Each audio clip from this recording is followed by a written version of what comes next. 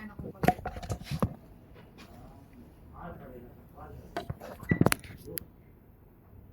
so good morning guys. So today, group study naman natin ngayon is Strength Part 1. Okay?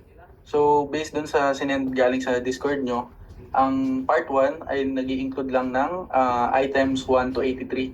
So may Part 2 pa yung ano natin, no, yung group study no, sa susunod. So dun sa mga sinend nyo, ang mga pinasagutan lang dun ni Sir na i-discuss ngayon is yung mga dun sa situation 1 to 31. So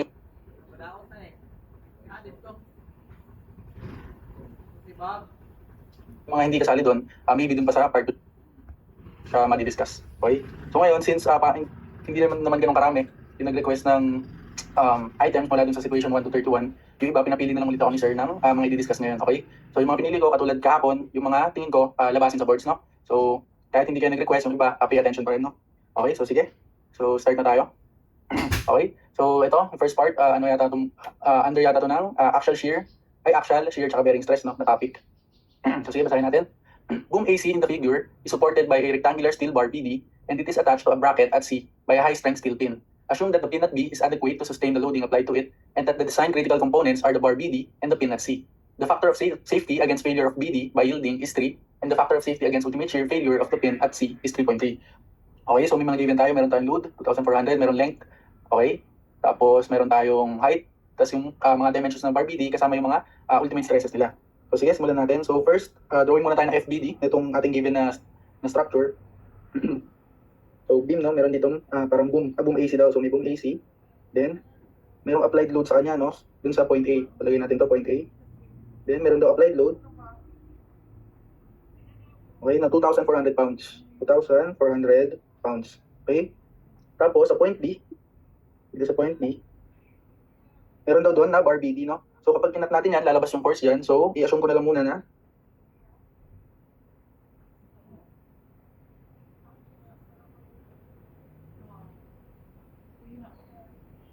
i-assume ko na intention, no? Yung force BD natin. So this is FBD. Okay, FBD. Then sa C, pin support daw yung C, no? Based sa problem, pin support. So meron din yan, dalawang reaction. So i-assume ko na upward yung isa. Yung vertical reaction, i-assume ko na upward. So this is CY. Then yung kanyang horizontal reaction, i-assume ko na to the left. Okay? So kapag mali naman yung assumption natin, okay lang kasi lalabas lang yun sa ating solution, kumbaga mag-negative lang siya. So this is CX. Okay, tapos lagyan natin yung dimensions. So this is L over 2, no? Yung L natin 6, so L over 2 is 3. So this is 3 feet. This is also 3 feet. Then ano pa? So ito height, no? This is point D. Okay, this is C. Then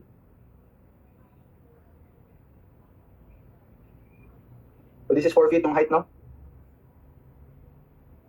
So kung ma-observe nyo, tingnan nyo itong triangle na mabubuo dito. Ito. So ano siya, no? 3. So this is 3, 4. So ano mabubuo natin dyan, no? So this is a 3, 4, 5 triangle pala. Ito. So this is 3, 4. I'm sure na-discuss naman na to, no? Kung para saan yung ganyan, no? Para mamaya pag components natin yung FBD, mas madali. Pero if hindi kayo sanay sa ganyan, pwede naman din kayong ano na lang. Gumamit na lang kayo ng angle. So kukunin nyo muna yung data dito. So tangent 4 over 3. Ay tan 4 over 3. Ganun.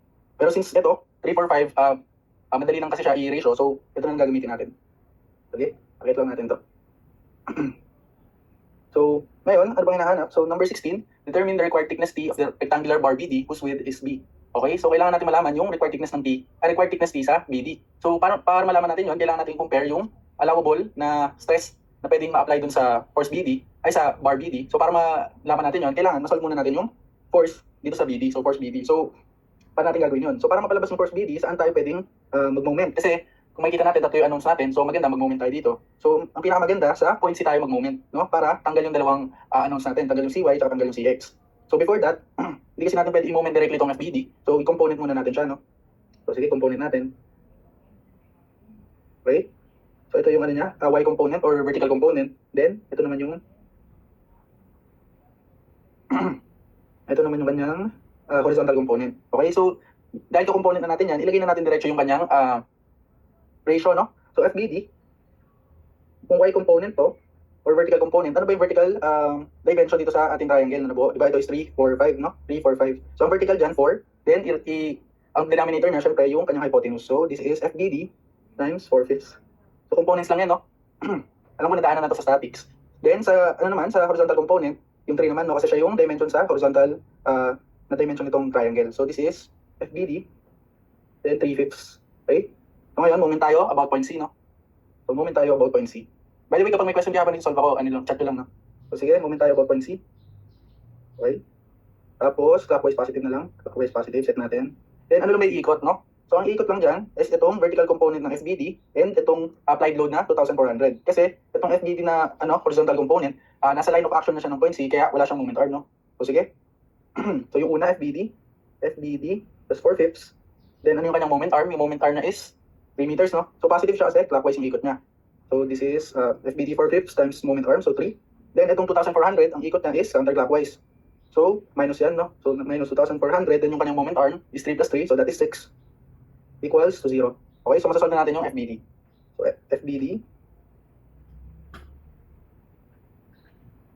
Okay, so ano FBD natin? Sabay tayo mag-solve, no, para, ayan, may nagbigay na, 6,000 daw. Okay, 6,000 pounds. Tama ba yung iba? 6,000, no? 6,000 pounds. Okay, ngayon, meron na tayong nakuhang force sa BD. And positive siya, ibig sabihin tama yung inassume nating direction na intention siya. So ngayon, pwede na natin compare siya dun sa allowable na stress na binigay. Excuse me. So ang binigay kasi, kung makikita natin, binigyan tayo ng 36 KSI. Pero kung mapapansin nyo, merong binigay pa na factor of safety, no, para sa yielding. Ibig sabihin, itong binigay na 36 KSI, ultimate stress pa yan, hindi pa siya allowable stress. So ano bang formula ng allowable stress? Di ba ang allowable stress is ultimate stress. So ultimate stress over factor of safety, no? So sige, this is number 16, no? So number 16. So okay. Then, itong allowable stress natin is P over A, no? Or force over area. So lagay na natin 36 KSI. Kaso yung 36 KSI ba, pwede natin i-directly compare sa sa pounds per square inch. Yung area natin dito, kasi kailangan din natin area, no? Meron na tayong force. Ito yung P natin. So yung area, area natin. Okay, yung area natin is rectangular bar daw siya, no? So ano lang to? Length times width, no? So ang magiging width natin is itong B. Itong B. Then yung kanyang length is yung thickness. Okay, so yung T, yung hinahanap. Okay, so yung B given na, so 1 inch. So ang area natin is 1 inch times yung nawawalang thickness, no? So T. Okay, so 1T to 1T. Okay, 1T. Ngayon, yung KSI, pwede ba natin siya directly compare sa pounds per square inch? Eh, di ba ang pounds per square inch is PSI, so hindi pwede, no? So paano ba i-convert yung KSI to PSI? So yun, times 1,000 lang siya, no? Okay? Parang kilonewton to newton lang, so times 1,000. So sige, lagyan natin. Diretso na natin dito. So 36,000 KSI, 36 KSI, convert natin sa PSI. So that will be 36 times 10 raised to 3 PSI. Okay? Then ano yung given na factor of safety from the problem? Ang given daw is 3. Okay? 3 daw yung ating factor of safety. So lagyan natin. Then equals lang sa force over area. So yung force na na-solve natin is 6,000 pounds over yung area na sinolve natin kanina. So that is 1 times the thickness. So dito, masasolve natin yung thickness. So anong lalabas na thickness? So pwedeng cross-multiply nyo lang yan or shift solve, kayo bahala.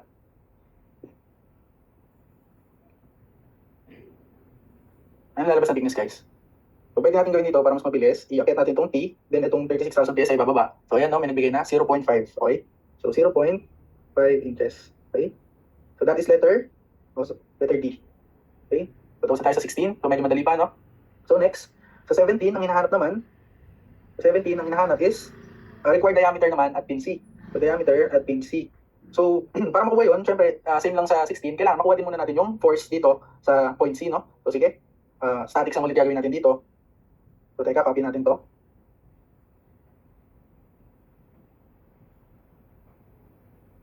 So yung FBD na solve na natin, no? So 6,000 siya, di ba? So 6,000 to na solve na natin. 6,000. So this is also 6,000. And this is also 6,000. So ngayon, statics lang. So equilibrium force, lang tayo, equation dito. So para makuha yung CY, summation forces vertical muna tayo. Okay, so CY plus 6,000 times 4/5. Okay?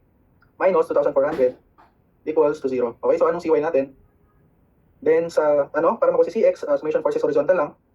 So, negative CX kasi to the left, plus 6,000 times 3/5 equals to 0. So, anong CY tsaka CX natin?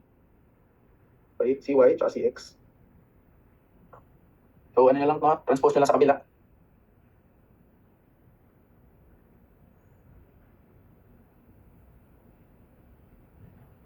Anong CY tsaka CX? May nakasolve na ba? So, sige, type natin. So, pag tinranspose sa kabila. So, CY daw is negative 2.4 or negative 2,400. Then, CX is 3,600. So, negative 2,400 daw to. So negative ano ibig sabihin? Ibig sabihin, mali tayo ng na-assume na direction, no? So ibig sabihin, hindi pala siya upward, so downward dapat. So itong negative 2,400, gawin natin tong 1,400 pounds. Downward dapat, no? So yung direction niya is downward. Then yung CX, 3,600. Okay? So ngayon, para malaman yung required diameter, same lang, same procedure, i-compare natin sa shear, I mean sa stress, okay? Kaso ang tanong, ano ba mararamdaman na stress nitong pin C, okay? So observe natin to dito sa ating figure.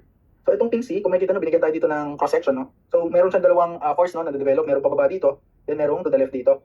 So mapapansin nyo, since ito yung cross-section ng ating pin, then dito makikita nyo, dalawa yung contact area, no?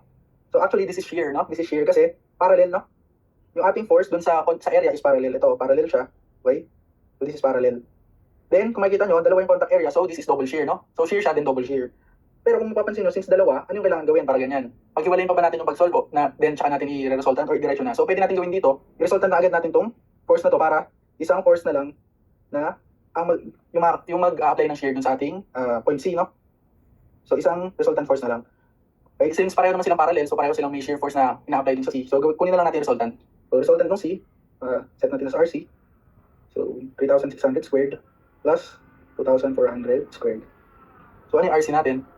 1,920 nalabas sa CY. So nalagay mo ba yung 4/5? Ito. 6,000 4/5 kasi ito negative 2,4. Okay. Okay, try natin, double check natin, no? So tatranspose natin yung yung 2,400 mapupunta sa kabila. So positive 2,400 minus 6,000, then 4/5. Okay, negative 2,400. Okay, so lumabas naman. So ano yung ano natin? Ano yung resultant? So may nagbigay na 4,326.66. Yung ating resultant sa C is 4,326.66 pounds. So yan, ngayon, since ano na siya, isang force na lang, pwede natin siya i-compare dun sa given na stress. So dito katulad kanina, ang binigay is ultimate stress, no? Dito explicit na sinabi kasi may U, no? May U na symbol, okay? So katulad sa kanina, meron din tong factor of safety na binigay sa problem. So dito naman is 3.3. Okay, so same procedure lang, lagay natin. So shear is V over A, di ba? Okay, then para makuha yung allowable, so ultimate over factor of safety, so i-diretso na natin. So same sa kanina, naka-KSI siya, so kailangan natin siya i-times 10 raised to 3 para may PSI. Okay, so ano yung ano natin? 60. So 60 times 10 raised to 3. Then yung factor of safety given, 3.3. Okay, equal sa shear natin. Ito yung shear natin, diba? Ito. Yan yung shear. So 4,326.66 over. So area, no? Ano ba yung area dito? Since this is, pin, then ang hinahanap is diameter. So ang area dito is circle, no? Circular. Then double shear siya, so may times 2 tayo. Okay? So 2 for dahil double shear siya. Then area ng circle, so that is pi over 4 times d raised to 2. Okay? So anong lalabas na? Diameter. Required diameter natin.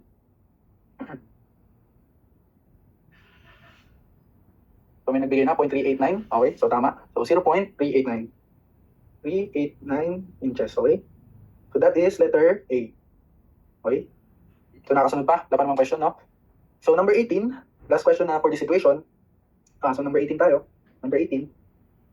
So ano yung tanong dito? Tanong dito, so may given na, so dito may given na thickness, yung kinuha natin kanina, saka diameter ng pin, may given na rin. Tapos ngayon, ang hinahanap naman, the largest force P that the boom AC could carry. Okay? So ngayon, baliktad, yung P naman yung nawawala, then meron na tayong mga dimensions, no? So sige, copy-paste natin to. So copy-paste natin.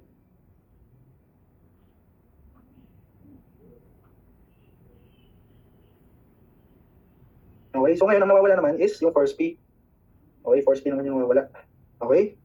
So same pa rin naman lahat. So ngayon, anong gagawin natin pag ganito? So pag ganito, huwag kayong malilito. Ang gagawin natin, same procedure pa rin, no? Mag-start tayo sa statics kasi if may given na tayo na thickness at diameter ng pin, ibig sabihin, para makuha yung P, kailangan i-compare lang ulit natin yung sa allowable stress, no? Compare lang ulit natin sa mga allowable stress. So kailangan gawin ulit natin to, tsaka to. Pero this time, ang nawawala is yung force, no? Yung force P. So ang gagawin natin dito, start ulit tayo sa statics, kunin natin yung force sa BD tsaka sa C. Okay? So paano natin gagawin yan? Wala tayong P. So ang gagawin natin, isa-solve natin sila in terms of P. Okay? So sige, start tayo sa ginawa natin kanina. So para makuha si FBD, summation moment ulit tayo sa C. So sige, moment about point C, 0. Then clockwise positive set natin. Okay, sige, so katulad kanina, ikot lang dyan is ito and ito. So FBD, then kanyang component is 4/5. Moment arm niya, same lang sa kanina, 3 minus itong P. Okay? Itong P is counterclockwise, so that is minus. So P, then yung kanyang moment arm is 6, okay? And equals to 0. So ngayon, paano yung gagawin yan? So ang gagawin natin, equation ng FBD in terms of P. In terms of P. So ang gagawin natin, transpose natin sa kabila yung yung 6 times P, so magiging FBD 4/5 times 3 equals to 6P, no? Then, ito itong 5, i-cross multiply natin, saka itong numerator ko cross multiply natin. So magiging itong 5 mapupunta sa numerator, at itong 4 tsaka 3 mapupunta sa denominator. Okay? So mangyayari dyan, magiging FBD equals to 6P. So yung denominator sa left mapupunta sa numerator, so magiging times 5 to, over yung numerator sa left mapupunta sa baba. So 4 times 3 mapupunta sa baba. Okay? So this is, sige, solve natin. So 6 times 5 over 4 times 3. So 2.5P. Okay? So 2.5P. Okay? So ito yung FBD natin in terms of P. Okay? So meron tayong FBD, pero hindi pa tayo tapos kasi kailangan din natin i-compare sa C. So solve din natin yung C. Diretso na natin. So static ulit. Equilibrium forces vertical. Okay? So sa vertical, same lang sa kanina. So CY plus, so nakuha na natin si FBD, no? Plus 2.5P. Pero may component pa yan, di ba? 4/5. Okay? Then minus P equals to 0. Okay? Okay? By the way, since alam na pala natin yung tamang direction nitong CY kanina, itama na natin yung direction niya. Okay? Para hindi na mag-negative. Okay? Nalaman natin kanina na downward siya, no? So ilagay na natin yung tamang direction niya. Okay? So this is downward CY. Okay? Ibig sabihin, this is negative pala. This is negative. Okay? So ngayon, paano natin kukunin yan? Ang gawin natin, itong CY para maging positive, i-transpose natin sa right side. So ang mangyayari dyan, magiging 2.5P times 4/5 minus P equals CY. Ngayon, paano natin makuha yung P dyan? Ang gagawin natin, isolve lang natin siya, tapos disregard muna natin yung P. So mamaya natin siya ibabalik. So sa IQ, ang i-type nyo lang, 2.5 times 4/5 minus 1. Kasi yung P, automatic meron yung 1 nakatabi, no? So 2.5 times 4/5 minus 1. So, ano lalabas? So lalabas, CY is 1, di ba? 1 or 1P. Kasi may P pa yan, di ba? Babalik natin yung P. So 1P or P lang. Okay? So CY is equals to P. Then ngayon, si CX naman. So si CX, summation forces, wait lang. Gusto pala yung space natin. Teka.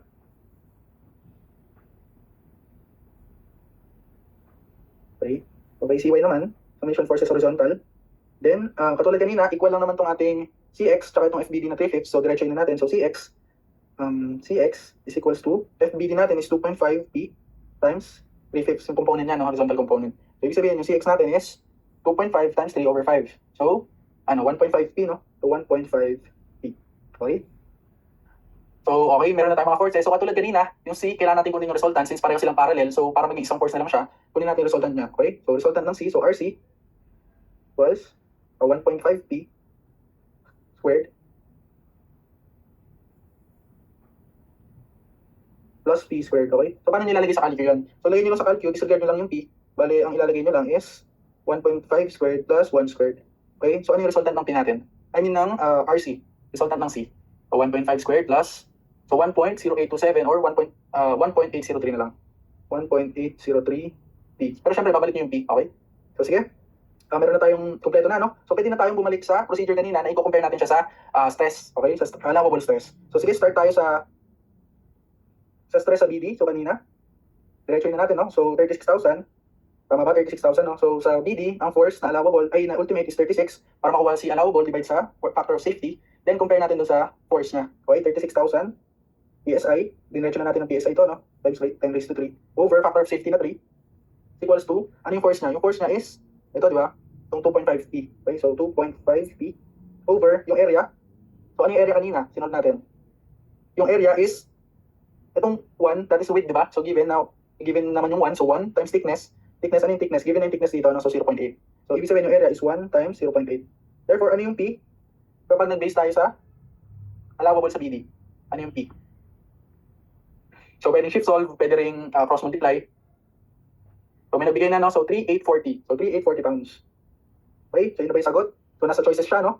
Pero hindi pa kasi, kukompare pa natin yung sa, sa diameter ng pin. So, dun sa point C naman. So, gamitin naman natin sa shear. So, shear, yung yung ultimate doon is 60, divide natin sa 3.3 para maging allowable, then compare natin sa na-solve nating force. So, 60 times 10 raised to 3 PSI over factor of safety na 3.3 equals, dinasolve natin, ito, dinasolve natin resultant, so 1.803P over, yung area niya, katulad kanina, hindi naman magbabago, so ang area niya is double shear at dalawa yung contact area, ayan, dalawa, then circular area, so kailangan natin ng diameter, kaya given siya dito, so 2 times pi over 4, then yung kanyang diameter is 0.3 raised to 2. So ano naman yung P kapag based sa shear or kapag based sa point C? Okay, ano yung P natin? So 1425.62, yung iba. Same ba? Okay, so 1425.62. So, 1425.62 pounds. Or dahil whole number lahat ng choices natin, round off na natin yan. So, 1426 pounds. So ngayon, anong mag-govern dyan, no? Kasi hinahanap, largest P that the boom could carry. Okay, so dito, syempre, pag ito, i-analyze natin. So, yung pin sa C, ang maximum lang na kaya ng force is 1426. Okay, kapag lumagpas dyan, mag-ano na siya, so bibigay na siya, no? Kapag lumagpas dito.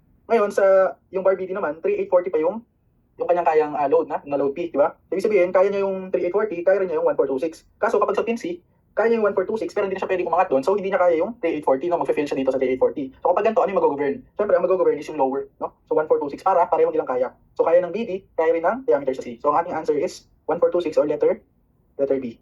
Okay? So may question na dito sa first situation natin, situation number 6. May question ba?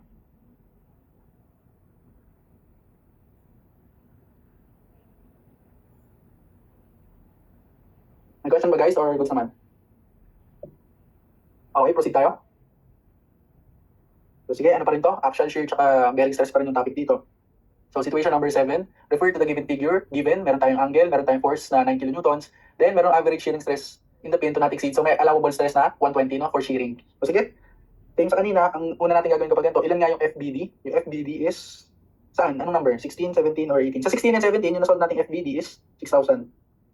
6,000 FBD. Okay, tapos sa 17 kasi same lang naman sila. Doon sa 18, kinuha natin siya in terms of P, so 2.5 P, yung FBD. Okay? So, ano ba? Nakuha ba sa FBD? Yun ba yung question mo? Kung ano, ilan yung FBD? Sure, paano po yung RC? Yung RC, yun lang yung resultant, no? So kanina, nakuha natin yung CY at CX, then yung resultant lang natin siya, no? So square lang, then square root. Parang Pythagorean theorem lang, diba? Para makuha. Kasi ano siya, pareho siyang nag-act. Pareho siyang parallel. Diba, ito yung ano natin, ito yung contact area, then pareho siyang parallel. Kaya ang kailangan dyan, resultant, no? Sa 18, so paano po yung RC sa 18? Okay, yung sa RC kasi, so naka in terms of P siya, no? So sa CY 1P, yung nakuha natin or P, 1P. Then sa CX, ang nakuha natin na in terms of P is 1.5P. So kapag inano natin siya ni resultant, ito siya, no? Pero ayan, itatype nyo sa calcu is ganito. Disregard nyo muna yung P, no? Disregard nyo muna, tapos ibalik nyo na lang after. So ito itatype nyo sa calcu, yung ano lang, yung constant lang nila, so 1.5, tsaka yung 1. Then, babalik nyo na lang yung P after. Yung solution, alam ko i-propose ni sir.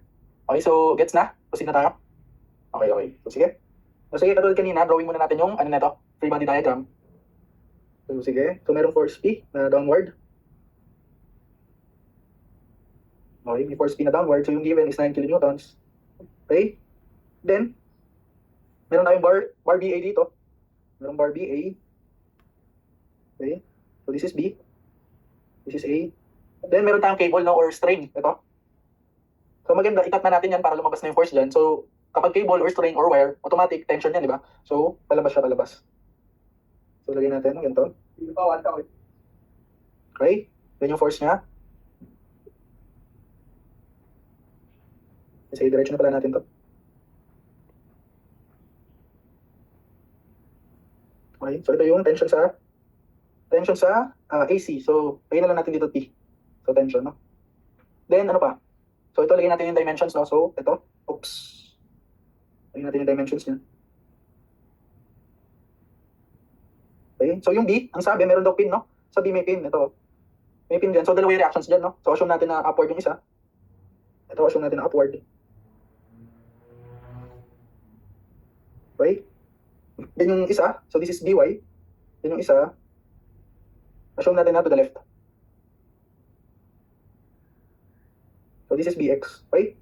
Tapos may given na angle din pala tayo dito. Dito meron tayong given na angle na 40 degrees, no? 40 degrees. Ano pa? So yung 750, so ito raw 750, no? So this is 750.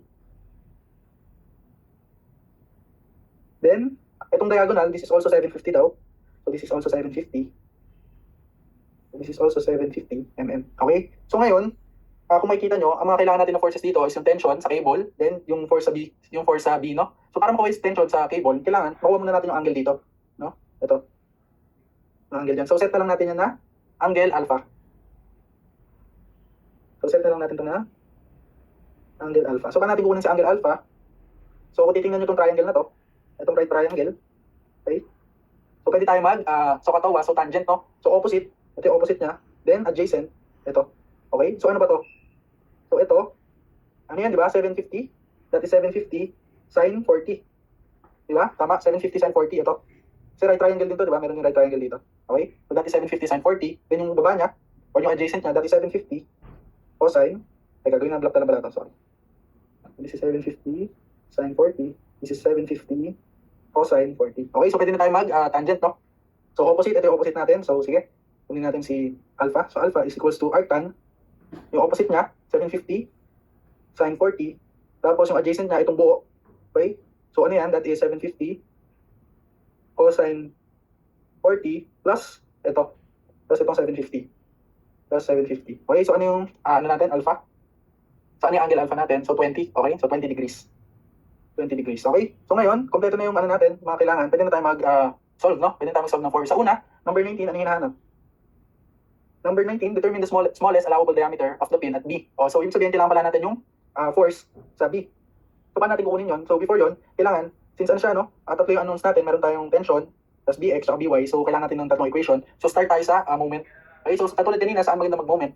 Diba? Doon tayo mag-moment sa more than one unknown yung mawawala. No? So, ang magandang pag-moment, summation ng moment dito is at point B. Okay, para mawala yung BX, sa yung BY. So, sige, summation moment tayo about B. About point B. Okay? Then before yun, katulad kanina, ilabas ulit natin yung components nitong T, no? Ilabas natin yung components niya, so that is ito. Dito ko na lang i-reflect. Okay? Ito. Okay, so this is T. This is T cosine alpha. Okay, then this is T sin alpha. Okay? So dito ko lang i-reflect, no? Pero actually kahit saan pwede nyo ilagay yan. Pwede nyo rin ilagay dito yan. Yung components niya, pwede rin dito.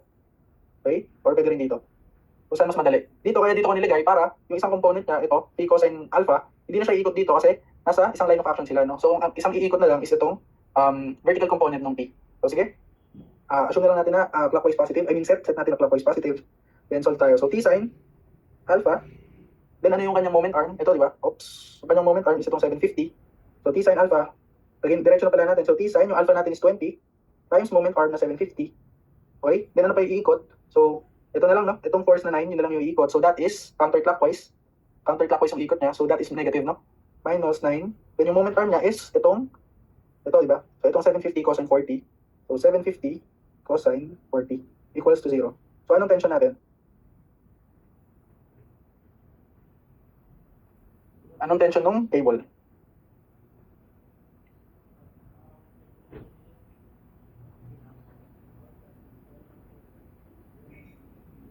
So, may nagbigay na, no? 20.16. Okay? 20.16 kilonewtons. Okay? So, yun yung tension. So, ngayon, katulad kanina, meron nakuha na natin yung isa, dalawa na lang nawawala. Pwede na tayo mag-summation forces vertical at horizontal dito. So, sige. So, summation forces vertical. So, By, minus, yung ano natin, ito, since downward siya, so minus T. Yung T kakasolve lang, so that is 20.16 sin alpha, that is 20. Okay? Then, ano pa? So, ito pa, no? Downward din to. So, minus 9 equals to 0. So, anong By natin?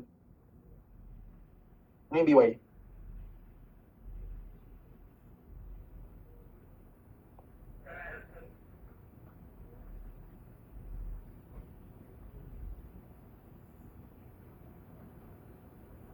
Ano yung By, guys? So, 15 point, ano yung exact value? 15.9 ba exact? 895. Okay, so 15.895. So, pwede na nga natin yung i-round off sa 15.9 kilonewtons. Okay? So, sa ano naman, sa horizontal, so summation forces horizontal naman. So dalawa lang naman yung horizontal natin dito. Itong T cosine alpha, tsaka itong BX. So, sige. So, BX. So, to the left siya, so negative BX plus 20.16 cosine 20 equals to 0. So, anong BX natin? Anong BX?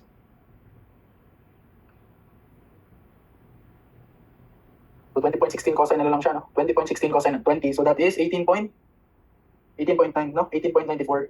Okay, so that is 18.94 kilonewtons. Okay, so meron tayong forces. So, ang hinahanap sa 19, smallest allowable diameter of the pin at B. Okay? So ngayon, kung mapapansin nyo, katulad kanina, so ito 3D view lang siya, pero same lang siya sa kanina. Kung mapapansin nyo, so meron tayong force dito. Then meron din tayong force na pa ganito, to the left. Okay? Kung mapapansin nyo, shear din yung ina-apply ng force sa ating pin. Kasi yung pin natin ito, di ba?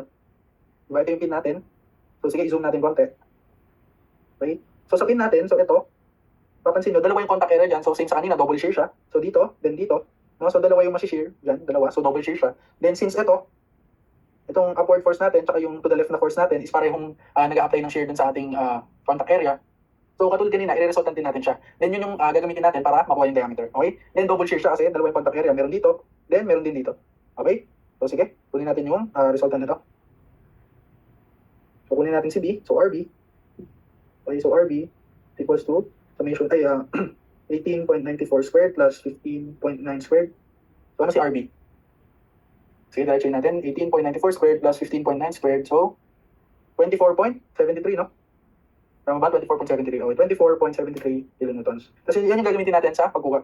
Okay, so same sa kanina. Ano bang shear stress natin? Formula. So that is only V over A. Then given tayo ng allowable, not to exceed daw. So this is 120. So kapag wala namang binigay na factor of safety, automatic, allowable na yun. So sige, so allowable natin is 120. Equals to V, ito yung V natin. So 24.73. Pero nakakilonewtons siya. MPa kasi diba dapat newton. So times 10. So times 10 raised to 3 newtons over yung area natin. So double shear siya. Then same sa kanina, pin. So circular area siya. So times pi over 4 d squared. So anong d? Ano yung makuha natin d? Ano yung diameter ang makuha natin?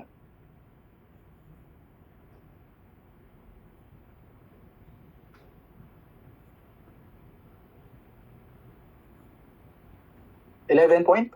Okay? So 11, sakto, no? So sakto 11.45 millimeters. Okay? So yun yung answer natin sa number 19. Okay? Question ba dito? So parang sa kanila lang siya, no? Same na same yung principle. Okay? So sige, proceed tayo sa number 20. Proceed tayo sa number 20. Ano yung question doon? Ang question doon, determine the average bearing stress in member AB at B when the diameter ng pin is equals to 15 millimeters. Okay? So sige, observe ulit natin to. Ang sabi, ano raw yung bearing stress sa member AB? So dito, no? Specifically dito, member AB. Okay? At B. So member AB at B. So dito, ano raw yung bearing stress dito? When the diameter of the pin is 15. Okay? So ano ba yung makaramdam ng bearing stress dyan? So itong point na to kasi, kung mapapansin nyo, may contact area yan. Ano yung area dyan, no? So ito, 16 yun yung width niya, itong width, then yung ating diameter, yung diameter ng pin. So parang magiging triangular siya ng contact area, no? Okay? So ganyan. Ganito yung contact area ng bearing dyan, no? Kasi yung ating yung ating force, solve natin, pag ganito, di ba? Pag ganito. So yung resultant niyan is pa diagonal. Okay? So yung contact area niyan is itong width ng ng bar member AB, then yung kanyang diameter. So ito yun. Okay? So ano raw yung bearing stress diyan, okay? So sige, bearing stress, madali lang. Force over area lang din, di ba? So, bearing stress is force over area. So ano yung force? Nasolve na natin kanina yung resultant ng RD, di ba? 24.73. So sige, lagyan natin. 24.73. Then kailangan naka-newtons ulit. Times 10 raised to 3 newtons. Okay? Over yung area. Yung area, kakapakita lang natin kanina. So width, ano yung width? That is 16. Then diameter ng pin, 15. Okay? So ano yung bearing stress natin? Ano yung bearing stress, guys? So ano lang, no? So 103, no? So 103.04. Okay? 103.04 or dahil naka-whole number, round off na natin sa nearest. So 103 MPa. So that is letter C. Okay, letter C. So gets naman, no? So next, number 21. Ano yung tanong sa number 21? Ang tanong, determine the average bearing stress. So same sa kanina. Pero ngayon, in each of the support brackets at B. Okay? In each of the support brackets at B. Okay? So sige. So same kanina. Sa point B raw. Pero ngayon, doon naman sa brackets. Ito yung brackets, diba? Ito. Yan. So ayun sa kabila. Yan yung brackets sa B. Tapos same sa kanina, yung force natin hindi naman magbabago. Ito pa rin siya. Yung resultant na pa ganun. Okay? Na diagonal. Okay? Tapos ngayon, ano naman yung contact area dyan? So ngayon, binanggit na in each. So dalawa, diba? So meron dito, meron dito. Yung contact area dyan, same lang. So parang rectangular siya. So itong width. So meron ba tayong given na width? Ito, no? So 12. So ito, yung width ng bracket, then yung diameter ng pin. O katulad ganina, rectangular siya. Pero ang difference ngayon, dalawa siya. So parang ang tawag dito, double bearing, no? So this is double bearing kasi meron bearing dito, tapos meron dito. Okay? So same lang sa kanina, pero may times 2 tayo sa denominator. Okay? So same lang sa kanina. Force FA. Force natin, same pa rin. 24.73 times 10 raised to 3 newtons over double bearing. So 2 times yung width is 12. Then ano yung pin? So careful kayo, no? Kasi binago pala dito yung diameter ng pin, hindi na 15, 18 na. Okay, so 18. So times 18. So anong bearing stress natin? Dun sa brackets. So 57.25. Okay? May iba, 57.25 din ba? 57. EA, okay? Or letter B. Okay, so may questions ba dito sa situation 7? Naintindihan ba? Yung situation 7? So actually, madali lang to, no? Ang magiging ano lang siguro dito sa umpisa is ito. Yung pag-develop ng figure. Pero after nun, statics siya, na lang to. Stress, no? Pagkuha ng stress. So may question ba sa situation 7?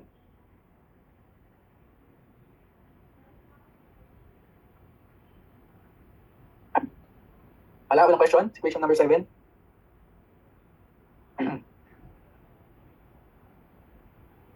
Okay, sige, proceed tayo if wala. Sir, ano pong tip para mabilis malaman kung saan magka-cut? Saan ba tayo nag-cut? Dito, no? Nag-cut tayo sa cable. Okay? Usually, ganun, kapag may given na cable, yun siguro yung tip. Kapag may given na cable, kunyari ganito. Oops. Ito, di ba, may given na cable? Usually, yun yung madalas talaga kinakat pag may given na cable, okay? Or katulad dun sa kanina, may given na bar. Pag may mga given na ganun, dun talaga madalas magka-cut, okay? Para lumabas ang force. Kasi pag hindi mo kinat yan, halimbawa, ito hindi mo kinat, ang magiging FDD mo yan is ganito. So, meron kang force dito, dito meron kang force, then ito pin, meron ka ring force dyan, okay? Pag hindi mo kinat. So, pag kinat mo to kasi dadali, kasi isa na lang, no? So, ang tip, para malaman mo kung saan ka magka-cut, dun sa, magka-cut ka kung saan mapabawasan yung unknowns, di ba? Kasi kaya tayo nag-cut dito, for example, dito, kaya tayo nag-cut dito, kasi dalawa yung unknowns dyan, di ba? Eh, pag nag-cut tayo dito, magiging isa na lang, okay? So, dito naman, same din. Dito, kunyari, hindi tayo nag-cut dito. Hindi natin kinat yung cable dito. Ang magiging unknowns natin dyan is ito, dalawa dito, then dalawa dito. So, kaya natin kinat para maging isa na lang, okay? Sir, pwede po ba method of joints sa A? Method of joints sa A. Pwede rin, no? Actually, pwede kumbaga dito ka lang. Ito lang ko consider mo. Pwede rin. Pwede rin, no? Pwede rin. Pwede. Pero pag ganoon, kailangan mo pa rin kunin yung angle na to. Kailangan mo pa rin kunin yung angle na to. Pwede yun. Pwede rin mag-method of joints. Sir, kung moment at C agad. Moment at C. Oo nga, no? Actually, no? Pwede. Dito kasi kaya inuna ko yung paggawa ng T kasi nung sinolve ko to, akala ko kailangan din natin yung tension, pero hindi naman pala, no? So, pwede rin, no? Diretso moment sa C kasi ito, mawawala rin, no? Pwedeng diretso moment sa C. Para makuha agad yung B. Ay, hindi, teka. Hindi, actually, mas maganda talaga na mag-moment muna sa B kasi para makuha yung BX, para makuha itong BX, kailangan mo kasi itong ito, kailangan mo itong X component ng tension. Di ba? Pero kapag kinonsider mo to, kung nag-method of joints ka, dito, tapos moment at C, hindi eh. May component yung T. Mas maganda talaga. Oops, naglag ba? Screen? Gumagalaw ba yung screen natin? Hindi. Two equations to unknowns. Hindi eh. Oops, wait lang, nawala. Wait lang.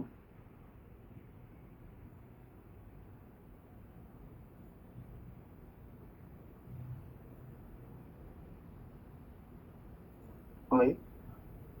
Kapag nag-method of joints, pwede. Pag nag-method of joints ka dito, pwede, two equations to unknowns. Pero kapag kinonsider mo yung buo, yung ito yung unknowns mo, hindi pwede, no? Hindi pwede. Pero pag nag-method of joints ka dito, yung may nagtanong kanina, method of joints, pwede. Two equations to unknowns yun.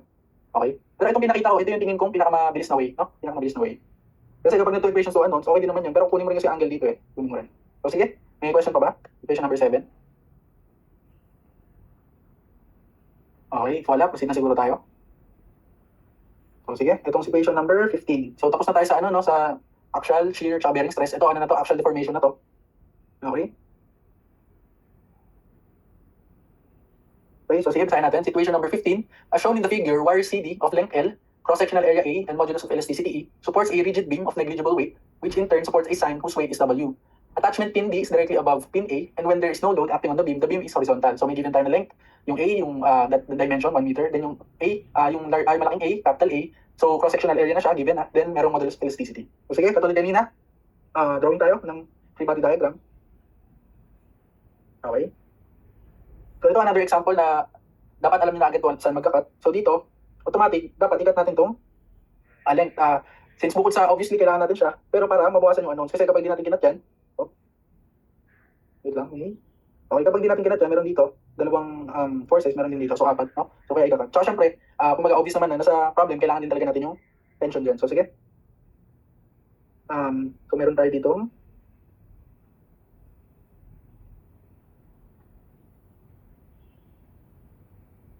Then,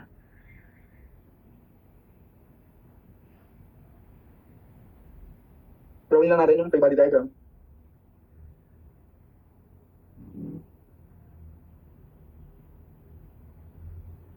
Okay, tapos, meron daw weight dito. Okay, may weight. May given ba na weight? So wala pa, no? Okay, tapos ito, kakat natin yung cable, no? So lalabas yung force niya. So, pakita lang natin na pa ganito. Oops, dito lang natin siguro.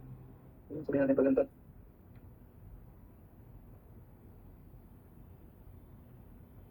So, bibilang lang natin ito na T. Okay. T. Then, sa A, may pin siya, no? So, mayroong forces dyan. May reaction yan. So, assume ko na upward. Then, yung isa is to the right. Assume lang natin. Okay. So, this is AY, and this is AX. Okay. So then, ano pa, lagay natin yung kanyang dimensions. So yung A daw is 1 meter each. So 1 meter to. So this is 1 meter. This is 1 meter.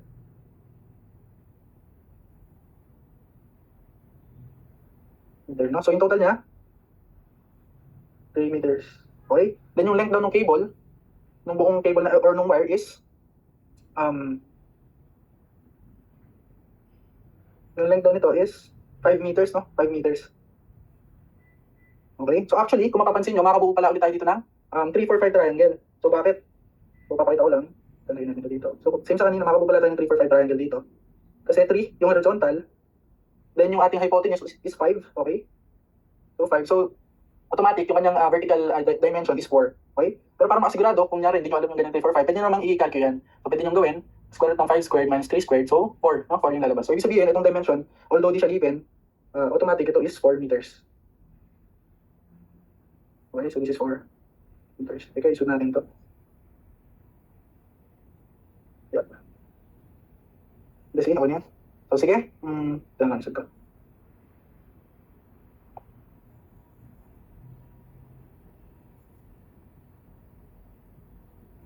Okay? So, ano ba hinahanap? Sa number 40, determine the axial stress in YCD when the sign hanging has a weight of 20. Tapos sa 41, determine the vertical displacement at C when W is 20. Okay? So, sa 40 and 41 pala, may given na weight. So, 20 raw. Bakit automatic say weight? Explain natin. 20. Kasi meron tayong mabubuong 3, 4, 5 triangle, no? Ito. Okay? Ito, di ba? So, yung ano niya, horizontal, 3. Di ba? Horizontal niya is 3. Yung hypotenuse niya is 5. So, pag ganyan, automatic 3, 4, 5 triangle yan. So, this is 4. Pero kunyari, hindi nyo alam yun, pwede nyo naman imano-mano yan. So, nalaman nyo na yung hypotenuse is, ano, di ba? Wait lang. So, nalaman nyo na this is, ano, di ba? 5. Then, ito, nalaman nyo na this is 3, di ba? Yung total. Total nito is 3, di ba? So, paano nyo kukunin to? Di ba, ano lang yan? Okay. This is Pythagorean lang, di ba? So, ito y. So, y squared. So, y is equals to 5 squared minus 3 squared is equals to 4. Okay? So, gets naman yun, no? So, sige, buhayin na natin to. So, para makuha si actual stress o YCD, anong muna natin kailangan kunin dyan? So, kailangan makuha muna natin yung tension. So, sige, gawin na natin itong tension CD. So, this is tension CD. So, katulad kanina, saan tayo mag-moment para mawala yung, yung hindi natin kailangan hanapin. So, hindi natin kailangan yung A, so doon tayo mag-moment. So, sige, moment tayo about point A. 0. Then, same lang sa kanina, kunin muna, palabasin muna natin yung components nitong tension sa CD. So, meron siyang horizontal component, and meron din siyang vertical component. Okay? So, yung ano yan, yung component yan, so this is TCD. Ano ba yung vertical? Yung vertical is 4. Then over hypotenuse, so TCD 4/5. Then yung horizontal niya, TCD 3/5. Okay? O sige, ano na ba yung ikot, no? Ang ikot lang dyan, about point A is itong vertical component, tsaka itong weight, no? Kasi ito, same sa kanina, nasa isang line of action lang sila. Okay, so sige. Clockwise positive, sige. Set natin, clockwise positive. So, ibig sabihin, 20, positive siya.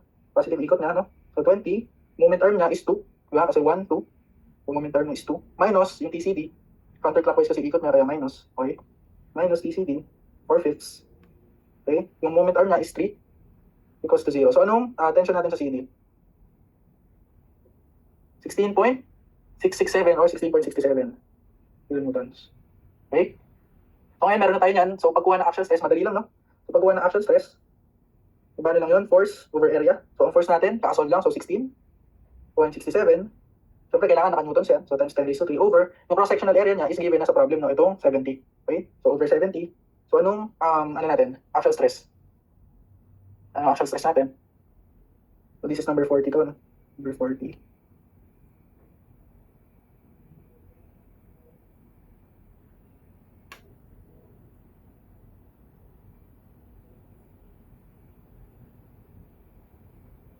Pag ganyan, sir, no, hindi na kukunin ng angle. Pwede rin. Pwede rin. Kapag yung iba, kunyari hindi sanay sa ganito, yung ratio, ito, ratio, pwedeng angle yung kunin, no? Pwede rin angle. So, magiging ano siya, ito magiging TCD sin theta, ito magiging TCD cosine theta. So, same lang dapat yung lalabas. So, ang sagot now is 238.143 or 238.1 na lang. So, 238.1 MPa. So, this is letter C. Letter C. Okay? So, goods pa naman, no? Number 40. So, sige, number 41. Ito, ano na, deformation na to, no? So, number 41, vertical displacement at C when W is 20. So, sige, copy-paste natin to. Yung ating FBB.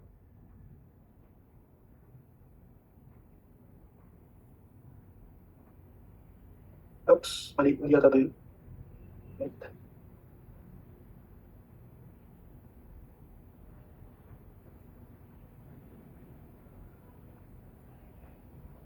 Okay? So vertical displacement na hinahanap natin dito, no? So siguro tanggalin muna natin yung mga hindi kailangan. Ito, tanggalin muna natin to. Ano pa ito? Tanggalin muna natin to. Then, ito. Tanggalin muna natin. Okay? So ito. Ito, tanggalin natin.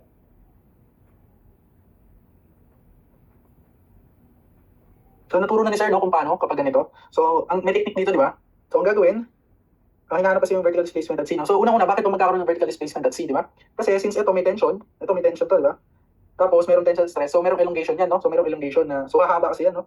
So merong elongation. So mangyayari kapag humaba yan, okay? So exaggerate lang natin, no? Although sa totoong, syempre sa real life, hindi naman talaga pansin, pero i-exaggerate natin. Syempre hahaba to, pag humaba to, syempre bababa, itong ano natin, itong beam, no? Bababa siya, no? Magkakaroon siya ng vertical displacement. Ito, magkakaroon ng vertical displacement, okay? So tinuro na ni sir yung technique dito, no? So yung una, hahayaan mo lang humaba kung ano man yung ano, yung kunyari cable or kung ano man yung subjected to a force. So dito, tension siya, so hahaba siya.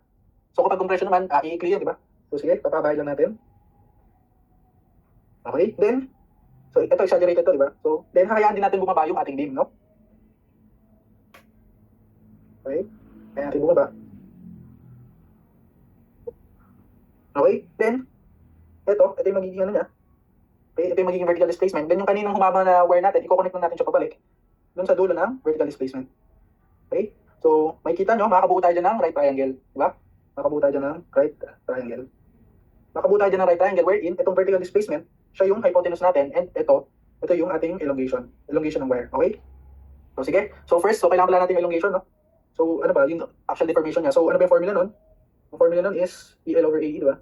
EL over AE, or since may nasolve tayong stress, pwede rin natin siyang isolve in terms of stress, di ba? Or stress times L over E, okay? So plug in lang natin yung nasolve natin stress kanina.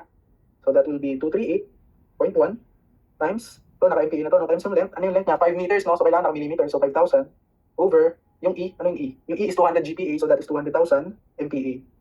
Okay? So ano yung elongation natin?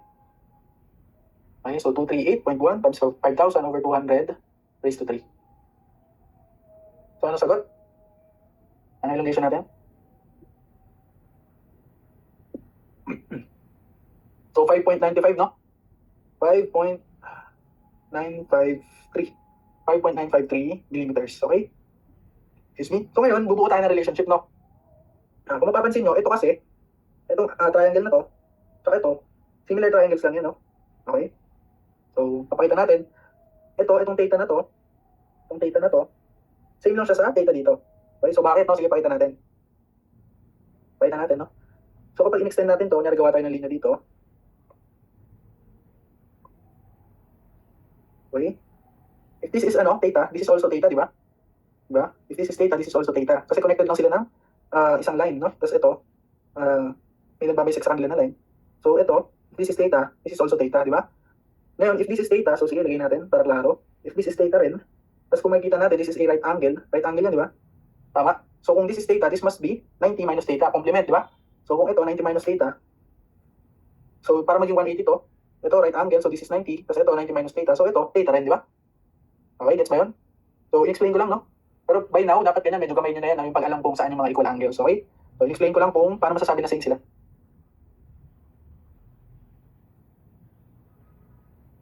Okay, so ngayon, gagawa tayo ng relationship, okay, between dun sa dalawang triangle na yun. So sige, ang pwede natin gawin dyan, opposite over hypotenuse, no? Kung so katawa, opposite over hypotenuse. So dito sa triangle na to, opposite over hypotenuse tayo dyan. So ang opposite is itong elongation over hypotenuse na, which is the vertical displacement, di ba? Then, i-relation proportion natin dito, di ba? Okay, so ano yung opposite dito? Ang opposite dito ng angle is 4. So 4 over, ano yung hypotenuse? 5, di ba? So dyan, so kapag may relationship na tayo, masasolve na natin yung vertical displacement, okay? So ano yung elongation natin na nasolve? 5.953 over vertical displacement is equals to 4. Therefore, anong vertical displacement natin?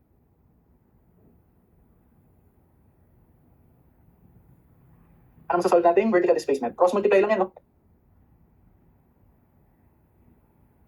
So, may nagbigay na. So, 7.44 millimeters. Okay? 7.44 millimeters. So, that is letter B. No? Okay? That is letter B. So, sige. Gets naman to. May tanong ba sa 41? So, sa 42, vertical displacement din naman. So, sige, mababalikan natin yan. About sa displacement. So, sige. Sa 42, So, ang sabi, if the horizontal reaction at A is 20, determine the displacement at C. Okay, so copy-paste muna natin to. Mukhang kailangan ulit natin to.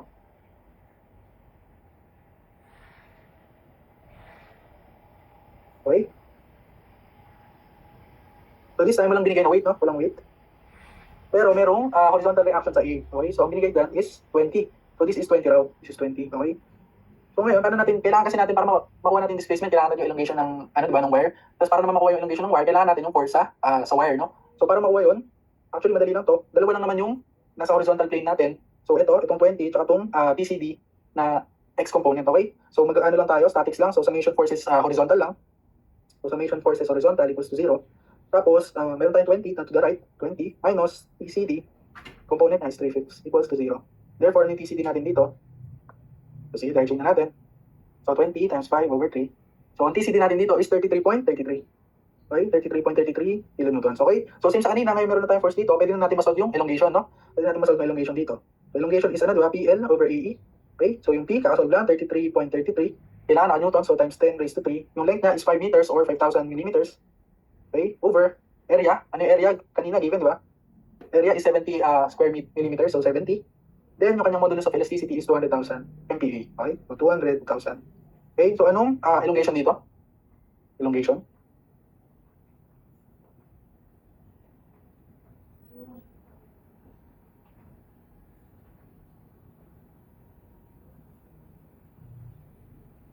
.19? Ano ba? 11 point, ano? Anong elongation? 11.9? Okay, 11.9. Okay, so sige. Ang elongation is 11.9 millimeters. Okay, 11.9 millimeters. Okay? So katulad kanina, same lang, kakayaan natin siyang umaba. So yun kasi yung principle dun, Kayaan natin siyang umaba. Then, kakayaan din natin bumaba itong ating beam. Okay? Tapos ito, syempre lalabas na dyan yung vertical displacement. Okay? Then, i-connect lang natin. Okay? Then, right angle to. Okay, this is theta. Okay, this is also theta. No? So, same kanina, yung same na relationship na nabuo natin, yun lang din yun. So, opposite over hypotenuse. So, this is elongation, tapos vertical displacement. Okay, so, elongation over vertical displacement is equals to 4/5. Okay? So, ano yung elongation na nasolve natin? 11.9 over vertical displacement, yun yung hinahanap natin, is equals to 4/5. So, same lang sa kanina, no? Nag-iba lang yung elongation dito. Okay, so anong vertical displacement natin? Anong vertical displacement natin?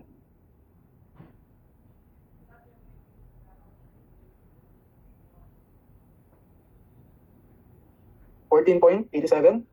So, ayun, 14.87, okay? So, 14.87 or round up natin, kasi choices natin is lang decimal. So, 14.9 millimeters, or that is letter A. So, that is letter A. Okay? Question ba dito sa equation number 15? Equation number 15, may question ba?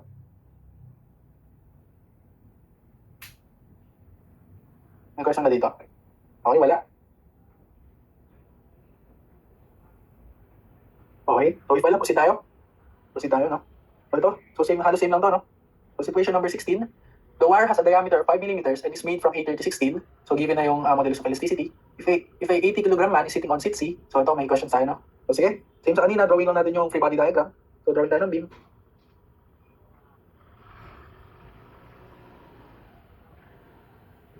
Okay, tapos, meron ditong wire ulit.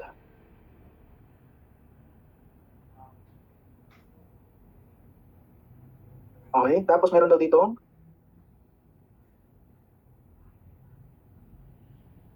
so, meron ditong weight, no? So, ano ba yung weight? Yung weight natin is 80 kilograms times 9.81. Gawin lang natin in terms of newtons, no? So, 80 times 9.81, that is 784.8 newtons, di ba? 784.8 newtons, okay? So, this is 784.8 newtons, okay? So, dito, meron ulit tayo ditong tension. Kasi ano to, no? This is a wire. Di ba, pag wire, cable, string, always naman yung tension. So, ito palabas to. Okay? Okay, so, this is tension DE. Okay? Then, lagay natin yung dimensions, no? So, this is A, this is B, C, this is hindi natin dimensions. By the way, meron din palang pin dito. Meron pin. So, meron din dyan forces. Reflect din natin yung forces dyan.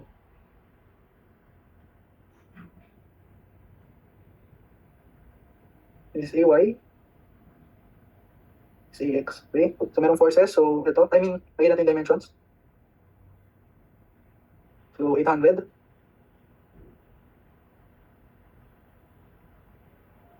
ito is 600.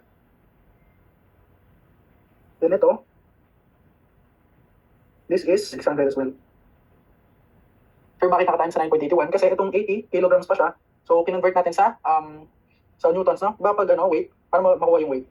Yung weight is mass times gravity, di ba? Okay, so yun lang. Then, ano pang kailangan natin? Kunin natin yung length ng cable, okay? So, meron tayo dito 600, meron tayong 800. So, kunin natin yung length niyan. Ano lang, Pythagorean lang, no? So, 600 squared plus 800 squared. So, I believe that is 1,000, no? So, 600 squared plus 800 squared. So, 1,000. Okay? 1,000. So, sige. So, ngayon, so actually, may nakapansin na rin, this is a 345 triangle. So, bakit, no? So, sige, pakita natin. So, this is also a 345 triangle. So, this is 3, 4, 5. So, bakit siya naging 345 triangle? So, sige, pakita natin kung ba't naging ganyan. Kasi, di ba, nung pinakita ko, nung ginawa natin yung resultant, resultant 1,000, di ba? So, sige, lagay natin. So, this is 1,000. So, this is 1,000. This is 600. This is 800. Ngayon, kapag kinuha nyo yung simplest form yan, kunyari, 600 divide nyo sa 200, o lowest term. So, 600 divide nyo sa 200. 600 divided by 200. So, 3, di ba?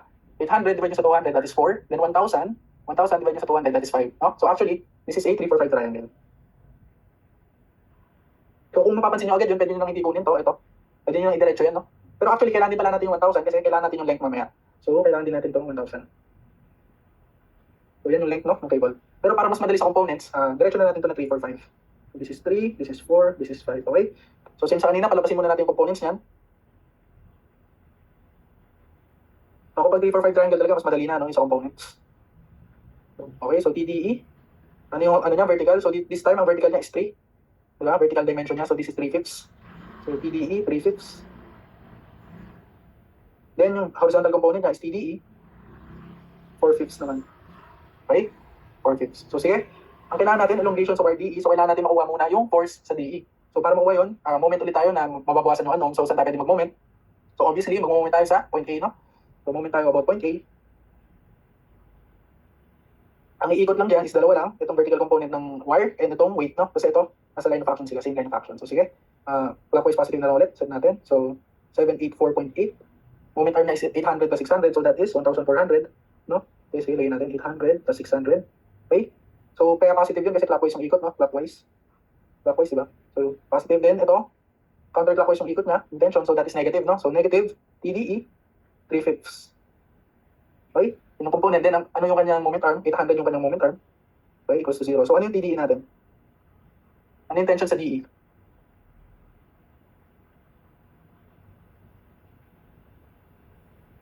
Ano yung tension sa DE? So, 2289, no? Okay, 2289. Anong unit na ito? So, this is newtons, no? This is newtons. Okay, 2289 newtons. So, ngayon, 43, ano ba yung sa 43? Elongation. So, elongation, ito lang yan, di ba? EL over AE. So, nakuha na natin yung, yung force P. So, plug in lang natin. So, 2289. Okay, 2289 times, ano yung length? Yung length, nasolve natin 1,000 ba? 1,000 millimeters. Okay? Then yung area, ano yung area? So, may given tayo na diameter. So, may given tayo na diameter. So, yung area niya, circle lang naman, di ba? So, pi over 4 times 5 squared. Then, yung kanyang modulus elasticity is 200. So, that is 200 times 10 is to 3. So, ano yung elongation natin? Okay? May nagbigay na 0.583. Okay? 0.583 millimeters. Okay? So, madali pa, no? So, this is letter B. Okay?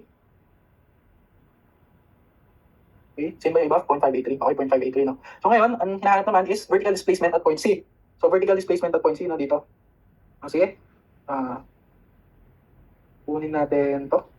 Copy-paste natin to. So, 44 na tayo, no? 44. Ang hinahanap is vertical displacement at point C. Lagyan natin kung dito. Okay, so, alisin na natin yung mga unnecessary. So,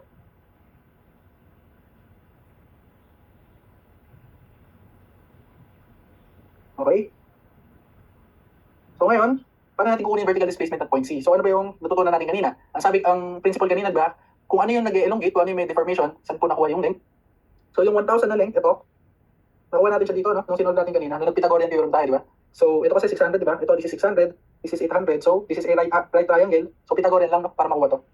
Ito, para makuha to yung length ng DE. So, ito, no? Pinakita natin kanina. So, 1,000 mm. Okay? So, gets naman yun, no? Paggawa ng length ng cable.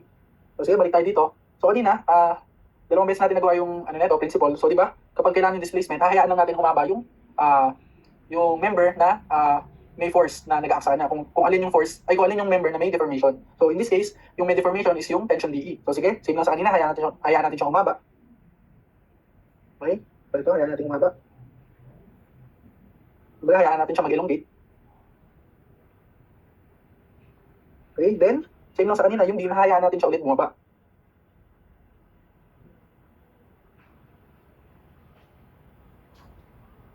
Okay? Hayaan natin siya bumaba. Now, bumaba na yung beam, syempre, lalabas na yung vertical displacement. Okay?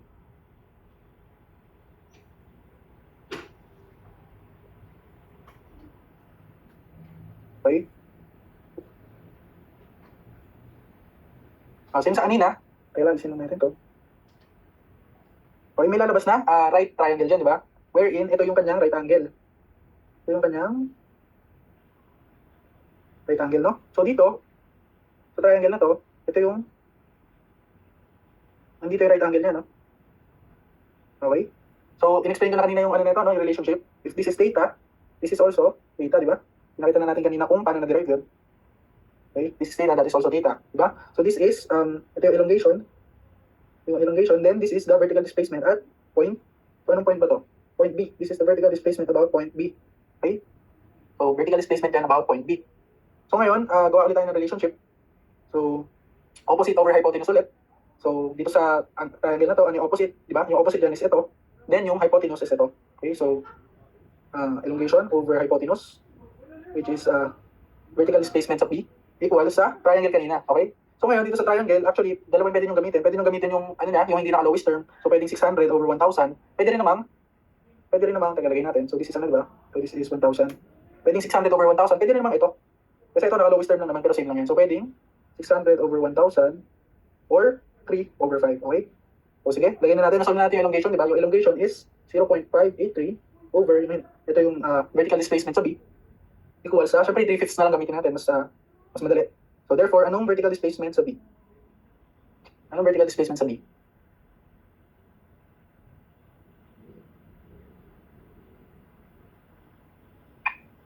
So, 0.97, okay? 0.97 daw, or 971. So sige, 0.971 millimeters. Okay, pero obviously, hindi pa yun nasagot, di ba? Kasi ang hinahanap sa question, about, at point C, di ba? At point C. So, paano natin kukunin yun? So sige, drawing ulit natin to. Pakita natin yung naging displacement, no? So, ang nasolve natin kanina is ito. Okay? Diba ang nasolve natin yan? Yan yung vertical displacement sa B. So, ito yung B, di ba? Ito yung A. Ito yung C. Ang hinahanap kasi, itong vertical displacement sa C. Ang hinahanap is vertical displacement sa C. Okay?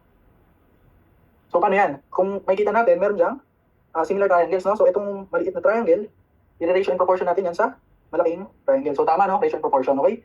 So, bago yun, lagyan natin yung dimensions niyan kasi kailangan natin yun. So, this is 800, di ba? And this is 600.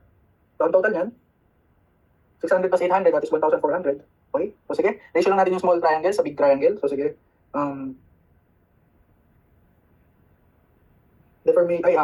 Displacement sa B over 800 is equals to displacement sa C over yung buong base, no? Kumbaga, ang nire-ratio natin yung height over base, no? Height over base. Okay? Over 1,400. Okay? Nasolve natin yung kanina, displacement sa B, so 0.971 over 800 equals to yung hinahanap na displacement sa C over 1,400. Okay? So, manipis yata. So, anong displacement sa C? Okay, anong displacement sa C? So, 1.7, no?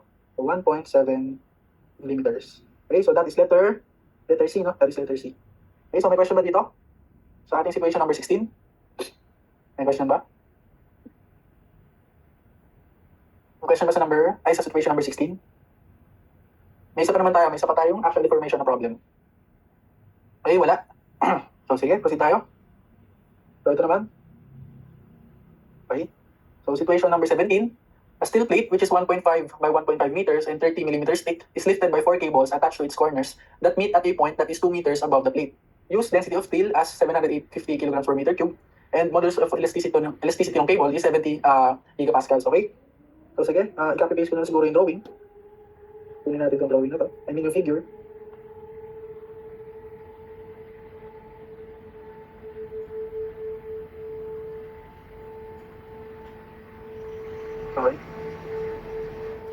So sige. Ngayon, para kasi mapalabas natin yung stress sa cable, kailangan i-cut natin yan, no? Cut natin. So sige, cut natin lahat ng cable. So mangyayari, meron dito. So lalabas yung forces nila, no? So ito, lalabas. So,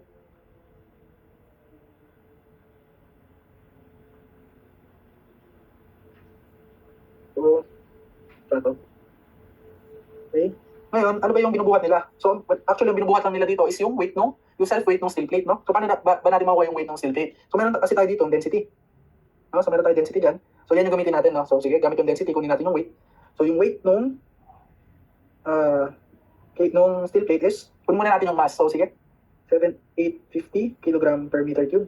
So, saan natin ito times para makuha yung mass? Di ba sa volume? Di ba? Para makuha yung mass, kailangan i-multiply natin itong density sa volume. Di ba yun yung formula nun? Yung mass is equals to density times volume. So, times natin ito sa volume. Ano yung volume niya? So, 1.5 times 1.5 times 30 millimeters. Kaso kailangan naka-meters yan ba? So, 30 over 1,000. Okay? So, ito na yung mass niya. So, mass pa lang ito na mass. So, anong mass ng ating steel plate? So, that is 7,850 times 1.5 times 1.5 times 30 over 1,000. So, that is 529.875. No? 529.875 kilograms. Pero yung weight kasi, yung weight niya is mass times gravity. So, 529.875 times 9.81. So, naka-newtons to, no? So, divide natin sa 1,000 para maging kilonewtons. So, ano to? So, ano yung weight niya in kilonewtons? So, 9.81 over 1,000. So, 5.198 kilonewtons. Or 5.2 na lang, no? So, 5.2 kilonewtons. Okay? So, bali, ang binubuhat pala na itong cables natin is yung self-weight ng plate na opya. 5.2 kilonewtons. Okay? So, ngayon, para makabuo tayo ng ng summation forces vertical, kailangan makuha muna natin yung vertical component ng cable. So, paano natin gagawin yun? So, ito kasi ano pa siya, no? Yan pa yung buong force niya, kailangan vertical component lang. So, para magawa yun, kailangan bumuo tayo ng right triangle, no? So, ang sabi, ito raw, ito, wait. Okay. Sabi, yan daw is 2 meters, no? Kasi 2 meters above daw eh. So, that is 2 meters. Ngayon, para mabuo yung right triangle, i-connect natin to. Okay. Ang tanong, ano yan? Ano yung length na yan, no? So actually, kalahati yan ng diagonal ng square. Di ba? Kalahati siya ng diagonal ng square, okay? So sabihin natin this is y. So y to, no? Hindi, actually may value na yan. So this is 2. Tapos ito, labelan na lang natin yung x, no? So ang x pala is kalahati ng diagonal ng square, no? D over 2. So ano ba yung diagonal? Kasi this is 1.5, di ba? This is 1.5 by 1.5. Okay? So kunin natin diagonal. So x is equals to diagonal ng square, which is Pythagorean lang, di ba? So 1.5 squared plus 1.5 squared over 2. Okay? So ano yung x? Ano yung x natin? So 1.5 squared plus 1.5 squared over 2. So tama ba? 1.06. 1.06 meters. So yan yung x, no? So dahil dyan, pwede na natin makuha itong L. So sabihin natin L to. Pwede tayo mag-Pythagorean ulit, no? So para makuha si L, Pythagorean lang tayo para makuha yung length ng cable. So, square root ng 1.06. Ito yung x kanina, nakasolve lang. Plus yung y, which is 2. Okay, 2 squared. So ano yung length ng cable? 1.06 squared plus 2 squared. So, 2.2635 or 2.264, no? So, 2.264 meters. Okay? So, nakuha na, no? So, ngayon, 45. Ano ba hinahanap sa 45? Hinahanap sa 45 is required diameter of the cables if the stress in them is not to exceed 20 MPa. So, binigyan pala tayo dito ng allowable stress sa cable, no? So, ibig sabihin, kailangan makuha natin yung force dun sa cable, no? So, una, katulad kanina, sabi ko, magsa-submission forces vertical na tayo. Submission forces vertical. Okay? So, apat na. So, labelan na lang natin ito na tension sa cable. So, T. So, apat na T. Then, ano yung kanyang component, di ba? So, kanina pa natin ginagawa to, di ba, yung ratio. So, ano yung component niya sa vertical? So, di ba, ang component niya is kung ano yung vertical dimension niya over the hypotenuse. So, y over the hypotenuse, di ba? Same lang sa kanina, yung mga 3/5, mga 4/5, same lang. So, kunin natin yung y over the hypotenuse. So, ano yung y natin? Ang y natin is 2, di ba? Ito yung y. So, 2 over, yung hypotenuse, kakasolve lang ito. So, 2.264 minus yung weight. Diba? Yung weight is 5.2. 5.2 equals to 0. So, ano yung tension sa cable? So, each na yan, no? Per cable, yan yung tension nila. So, if hindi kayo sanay sa ganito, yung ratio, pwede kayo mag-angle. So, kapag angle, ang kailangan nyo lang, ito, kunin yung angle dito, no? So, ang gagawin nyo, tangent ng arctan ng 2 over x, then yun yung gagawin nyo dito. So, 40 sin theta, yun yung gagawin nyo. Okay? So, 1.47, so 1.4716, so 1.47 na lang. So, 1.47 kilonewtons. Okay? So, ngayon, pwede natin i-compare yan dun sa allowable stress. So, sige. Excuse me. So, 20 equals to, kakasolve lang diba? Nung force, ay lalagay natin. So, stress equals to force over area.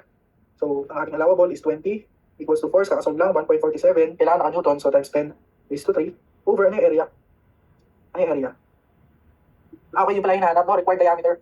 Required diameter, so pi over 4 times diameter squared. Okay? Sa circular yan, ba yung cable? So ano yung diameter natin? Required diameter. Excuse me? Ano yung required diameter?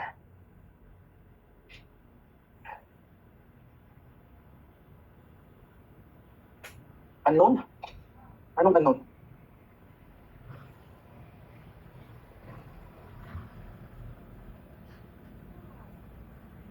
Ano yung diameter natin? O, 9.68, no? So, 9.68 millimeters. Ngayon, syempre, kapag dimension yung hinahanap sa problem, no? Kapag nagde-design kasi, kumbaga design problem kung 45, no? Kailangan lagi mas malaki, no? Para may allowance, di ba? So, 9.68, always round up kapag ganyan, diameter or height or width, gano'n, sa RCD, di ba? So, round up natin. So, this will be 10 millimeters. So, that is letter D. Okay? That is letter D. Yes na lang, sir. Okay, tama. Yes. So, sige. 45. Get sa may 45, no? May question ba dito sa 45? Okay. So 46, same lang. Ang kailangan natin malaman is vertical displacement, no? So another practice to ng vertical displacement. So sige, number 46. So this time, drawing na lang natin to ng 2D na lang kasi displacement lang naman hinahanap. So drawing natin siya ng 2D.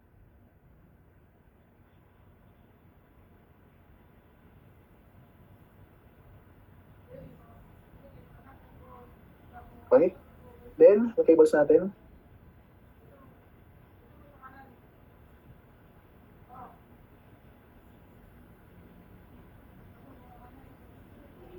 Tapos, this is 1.5 na.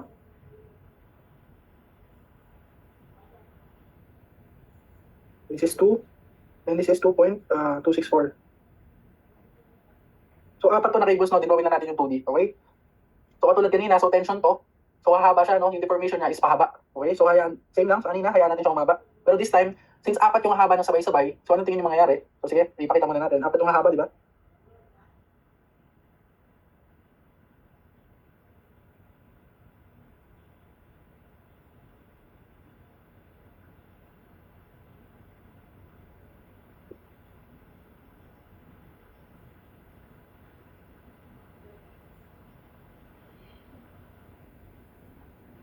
Okay.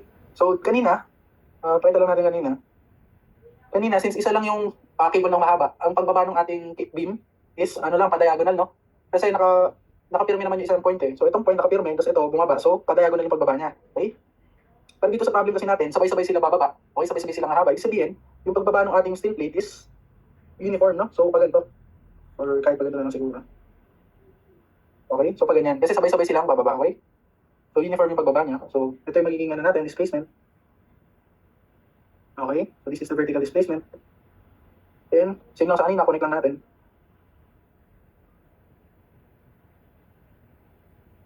Okay? Tapos yung right triangle dyan, ay right angle is ito, di ba? Okay? Tapos, same sa kanina, same principle lang. Na if this is theta, okay, if this is theta, this is also theta. Okay? Okay, so this is the elongation. Okay, so since kanina gagawa lang ulit tayo ng relationship, ano yung relationship na paulit-ulit natin ginawa kanina? So opposite over hypotenuse, no? So opposite, ano yung opposite ng triangle na to? Ang opposite dyan ng angle is yung elongation. So elongation over the hypotenuse, which is the displacement, the vertical displacement, is equals to, dito sa triangle na to, ano yung opposite? Ang opposite is 2 over the hypotenuse na 2.264. Okay, so opposite 2 over 2.264. Okay? If hindi magets, tanong lang kayo, no? Para ulitin natin yung explanation. So, before yun, kailangan pala natin masolve yung elongation, no? So, sige. Elongation. Elongation, madali lang naman. That is only PL over AE. Okay? Tapos yung P, nasolve natin kanina. Ito, di ba? Yung 1.47. So, 1.47 times 10 raised to 3. Then yung length, ano yung length niya? 2.264, no? Pero naka-meters yan. So, times 2.64 times 10 raised to 3 para maging millimeters, okay? Then yung area, okay? So, yung area, pi over 4 times ano yung diameter? So, yung diameter this time given, no? This time yung, given this time yung diameter, okay? So, 15 squared, okay? Times yung kanyang elastic modulus, which is 70. 70 dito sa problem, no? So, 70 times 10 raised to 3. So, ano yung kanyang elongation? So, sige, sabay tayo mag-solve. So, 1.47 times 2.64 times 10 raised to 3 times 70. So, ano? Point? Tama ba? 2.264 pala. So, this is 2.264 pala. Mali, sorry. 2.2 na. Naiwan yung 2, okay? 2.264. Okay, sorry. So 2.264 to, no? Kasi ito yung hypotenuse, no? Sorry, naduling. So ito yung hypotenuse, 2.264 dapat. So ano yung sagot? So 0.269 or 0.27, okay? So 0.27 meter. So ngayon, pwede na natin i-plug in dito yan. Plug in na natin. So that will be 0.27 over yung hinahanap, vertical displacement is equals to 2 over 2.264, okay? So ano yung vertical displacement natin? Okay, ano yung vertical displacement?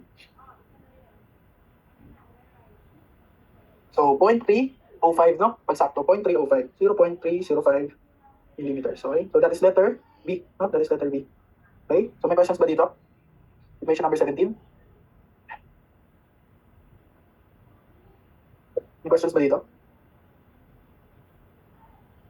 Han? So sige, gamay nyo na siguro, no? Ang pagkuha ng displacement. Okay?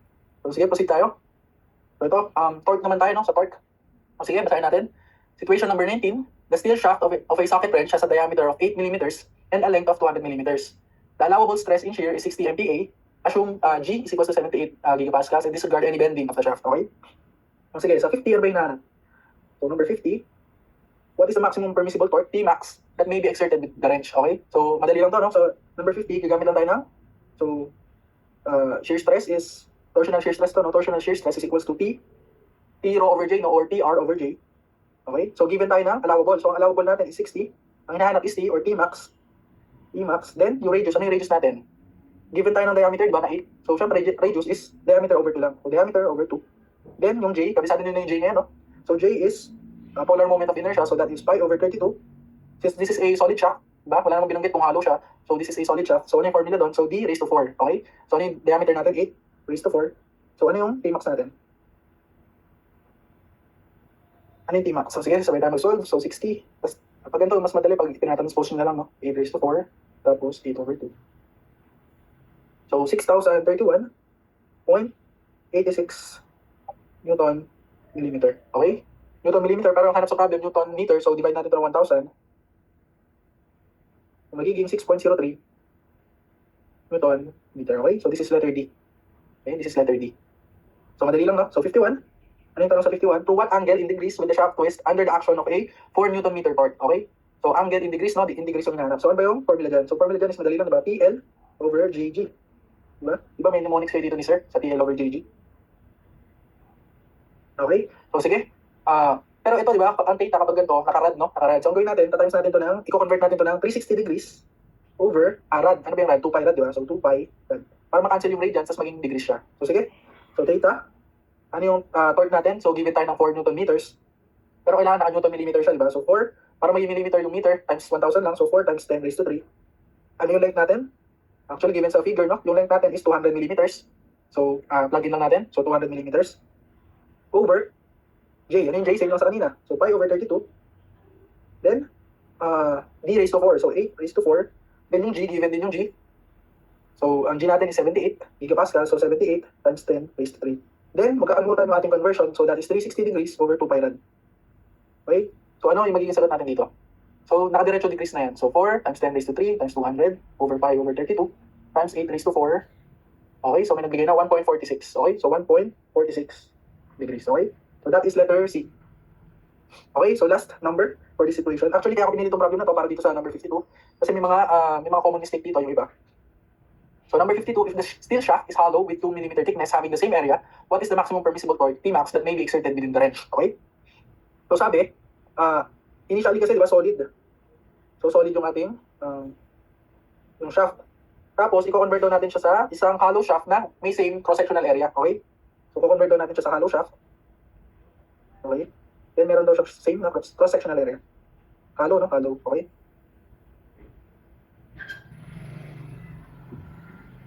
Ngayon, kapag kinonvert kasi natin yan sa sa hollow shaft, tapos same yung cross-sectional area. Okay, sige. Oo nga, no? Kasi medyo nakalito talaga siya. So sige. Automatically dapat maisip nyo na kung solid shaft, 8 yung diameter niya, 8. This is 8, di ba? This is 8. Tapos gagawin hollow, pero dapat same yung cross-sectional area. Automatic dapat lalaki yung outer diameter ng ating hollow shaft. Bakit? Kasi kung mapapansin nyo, di ba ang liit lang no? Cross-sectional area kapag hollow. Maliit lang siya, di ba? So paano sila? Paano magko-compensate, no? Paano sila magiging magkasing laki? So ang only possible way is kailangan lumaki yung outer diameter natin, di ba? So okay. So outer diameter, ito yung outer diameter natin. Sabihin natin that is DO. Tapos ito yung inner diameter. Okay, so this is D DI na lang for inner diameter. Now, may given na thickness na 2 millimeters, no? So, ito, meron given na thickness. So, ito, meron thickness dito na 2. 2. Then, meron din thickness sa kabila na 2. Okay? So, ngayon, develop tayo ng relationship, no? Develop tayo ng relationship sa DO at sa DI, no? So, ang DI pala, so ang inner diameter pala is equals lang sa outer diameter, pero maminusan mo ng dalawang thickness. Kasi ito, thickness to, di ba? So, paano ba magiging equal to? Ito, tsaka to. Diba? So, yung DI para maging inner diameter, so yung outer diameter, kailangan mo bawasan ng dalawang thickness. Babawas mo to, babawas mo rin to, no? So, ang formula pala niyan is outer diameter minus 2t. Okay? Gets yun, no? So, sige, after nyan, develop na tayo ng equation. Kasi yan sabi, dapat equal area sila. So, ano ba yung area dito sa kabila? Yung area sa hollow, sa solid, area sa solid is pi over 4 tas times d squared, kasi solid lang naman siya, di ba? Then, sa hollow, ano yung formula ng area sa hollow? Di ba? Pi over 4, then, outer diameter squared minus inner diameter squared. Ganun yun, di ba? Area ng hollow shaft or any hollow circle, yun yung area niyan. So, kung mapapansin nyo, cancel pala itong pi over 4, so kahit din nyo nailagay yan. So, matitira, d squared tapos do squared minus di squared. So, ngayon, ang kailangan kasi natin makuha is yung outer diameter muna, or actually kahit yung inner diameter, any, kayo bahala. So, dahil meron naman na tayong relationship dito, okay, pwede natin siya i-express in one term only. So, sige, lagyan natin. So, d squared, h squared is equals to do squared. Tapos, ito. Okay, so yung di, di ba na-develop na tayo na equation, no? Kailangan kasi mag-iisang variable lang eh. Isa lang yung unknown dapat natin, di ba? Para pwede tayo mag-shift solve. So, ito, pwede na natin ilagay ito, no? So, do minus 2 ng thickness. So, ano ba yung thickness natin? 2, di ba? 2 mm. So, 2 times 2. Okay, so ngayon, kung mapapansin nyo, isa na lang yung unknown natin, which is the outer diameter. So, pwede na tayo mag-shift solve dito. Therefore, ano yung lumalabas na outer diameter natin? Ano yung outer diameter? Pag shift solve.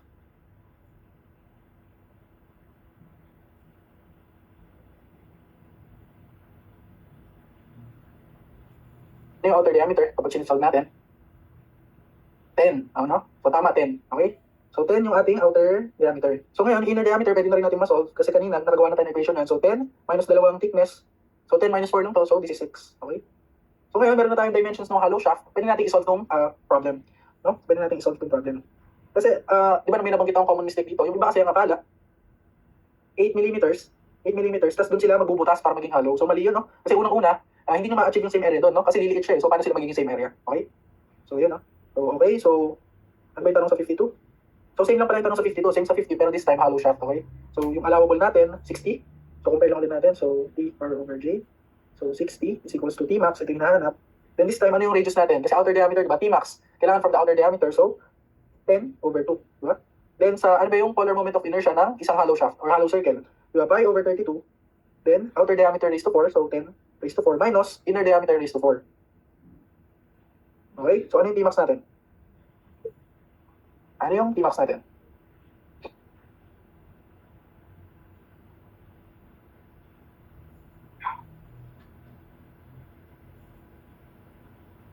Ano yung T max natin, guys? 60.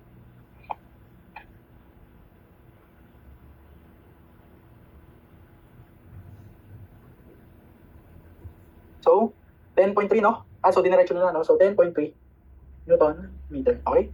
10.3 Newton meter. Pero supposedly, dapat ano pa siya ng millimeter. So, this is letter B, no? This is letter B. Okay? Yes ba yun? So, sige. May questions ba dito?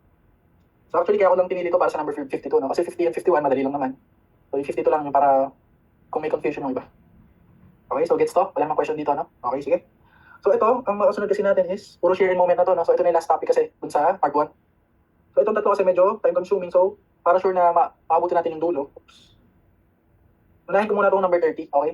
Kasi baka hindi tayo umabot dito. Eh, may nag-request din kasi na itong 30. So, unahin natin to. Pero babalikan natin yung iba, okay? So, sige.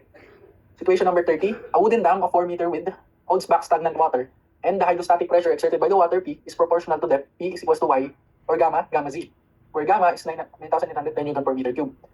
Is the weight per volume of water. Model the dam is as a simply supported beam, okay? Ito, base, ano naman na sa atin doon, no? Kasi tapos tayo mag-fluid mech. So, I'm guessing sanay na kayo sa dams, no? Sa dams. So, sige, drawing natin dito. So, dito may 3 meter daw na wooden dam. Okay, tapos ang sabi, actually, kahit di na binanggit to, no? Kasi alam naman na natin yung principle niyan from fluid mech, di ba? Alam na natin yung principle niyan. So, linear yung paglaki ng pressure, di ba? So, okay. Okay, ganyan. So, paano yun, di ba? So, ano lang siya, di ba? 9.81 times yung height, di ba? lumabas last April 2024. Di ba? Lumabas pala ito ng last April 2024. So, paano to? Paano kunin yung pressure dito sa bottom? Di ba ano lang? 9.81 times yung height lang, di ba? Alam niyo na naman yan, di ba? From fluid mech. So, 9.81 times 3. So, this is 29. So, 9.81 times 3. So, this is 29.43 kPa, no? kPa. So, this is kPa pa. So, pressure pa siya, no? So, ito kasi, kung papansin natin, naka-pressure prism pa siya. Kasi may binigay na width eh. Ito, may binigay na width. So, sige, try natin ipakita.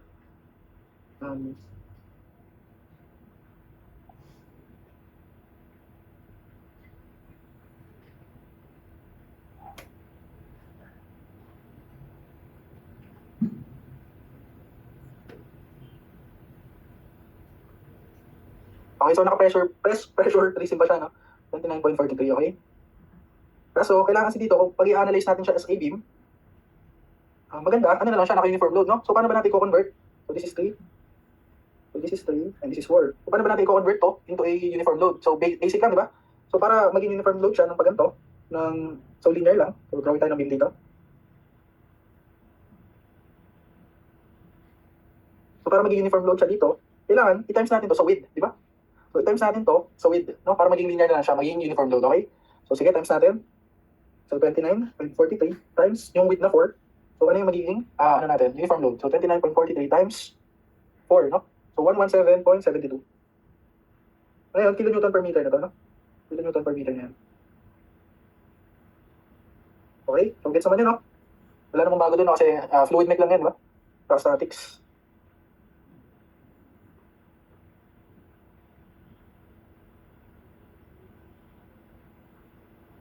Okay? So sabi, model the dam as a simply supported beam. Okay? So, ano may simply supported beam? Hindi may dalawa lang siyang reaction, di ba? Since wala namang horizontal ano dito, di ba? Wala namang horizontal force dito, so, ito lang yung reaction natin. Reaction natin is ganito lang. So, isa dito, yan, isa dito. So, wala namang horizontal force. Or pag dito, pag nakatayo, wala namang vertical force dito, di ba? So, pag ganito lang siya, so, ang reaction niyan is ganito lang. Okay? So, inano lang natin, no? Hiniga lang natin para mas madali i-solve, okay? So, sabihin natin this is point A na lang, this is point A, and this is point B na lang kunyari, okay? So, this is RA, and this is RB. Okay, so ano ba hinahanap? So, maximum bending moment, tsaka maximum shear. So, di ba, di naman natin masolve yun pag wala tayong reaction. So, solve muna tayo ng reaction, okay? So, this is 3 meters. So, sige, solve tayo reaction. Basic na lang naman ito sa inyo. So, moment tayo about point B. So, moment about point B is equals to 0. Clockwise positive. So, RA, moment arm na is 3. Di ba? Moment arm na is 3. Minus yung ating triangular load, so 1/2. 1/2, yung kanyang load is 117.72. Yung kanyang base is 3 meters. Then, ano yung kanyang moment arm? Triangle to, di ba? So, andito yung kanyang, ano, no? Kanyang resultant force. So, this is 1/3 ng length or ng base. 1/3 ng base. So, 1/3 ng base, which is 3, equals to 0. So, ano yung RA natin? Ano yung reaction natin sa 8? So, statics lang to, no? 1/2 times 117.72 times 3 times 1 divided by 3. So, tama bang 58.86? 58.86 kilonewtons. Okay? Tama, 58.86, no? Then next, kunin natin si RB. So, ano lang naman to? Basic lang din. Commission force is vertical. So, RB plus RA, nakakasolve lang. So, 58.86. Minus yung area ng ating uniform load. So, 1/2. 1/2 height ng ating uniform load. So, 117. Triangular load, I mean. Hindi pala to, sorry. Kanina ko pa paulit-ulit sinasabi uniform load. This is a triangular load, okay? Times 3. Then, equals to 0. So, ano yung RB natin? What is our RB? So, 117.72. Okay? 117.72 kilonewtons. So actually, yan yung sagot sa number 80 kasi tanong sa number 80, di ba? Maximum shear force. Okay? Maximum shear force. Eh kapag, remember, di ba, ang turo ni sir, kapag simply supported beam, di ba? Simply supported beam, ang maximum shear force ay nasa supports lang, no? So in this case, sa dalawang support natin, ano yung mas mataas? 58 or 117. So obviously, 117. So yun na yung ating maximum shear force. Kapag simply supported lang yung gano'n, na automatically, no? Automatically nasa support. So Vmax is equals to RB is equals to 117.72 kilonewtons. Okay? So this is letter C, no? Letter C. Okay? So next, 79 maximum bending moment, no? So paano ba hinahanap yung maximum moment? Di ba naturo na rin ito ni sir na kailangan mo na i-locate ang zero shear, di ba? Kailangan mo na natin hanapin yung zero shear. So paano ba hinahanap yung zero shear? Di ba nagka-cut and isolate tayo, di ba? So cut and isolate ang ginagawa para mahanap si zero shear. So sige, cut natin to, i-cut natin tong ating load or yung beam, cut natin. Ngayon ang tanong, ano yung i-isolate nyo? Yung right side or yung left side? Di ba? Siyempre kapag mag-isolate tayo, siyempre dun sa mas madali i-solve, di ba? So kung i-isolate natin yung right side, kung mapapansin nyo, trapezoidal load yung maiiwan sa atin. So, ang gagawin natin yan, hahatiin pa natin yan. Isang rectangular load dito, tsaka isang triangular load dito. So, hassle yun, no? So kapag ganito, automatic yung left side, di ba? Kasi dito, triangular load lang ulit yung maiiwan sa atin, no? So sige, i-isolate natin yan.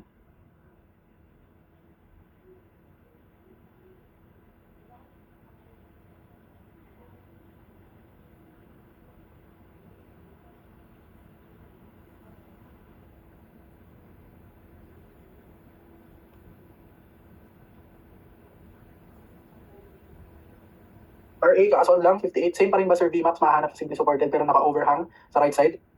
So, kapag may overhang sa right side, actually, hindi na siya, ano, no? Hindi na siya simple support. Kasi, ano na yan eh, parang ano na siya, simple support with cantilever. So, kapag ganun, kailangan nyo na i-check kung, wait, tama ba? Kapag, hindi, actually, pag ganyan pala nasa support, okay? Automatic nasa support din kapag ganun. Kapag may overhang. Either one of the supports. Yung dito or dito. Tama ba? Tapos,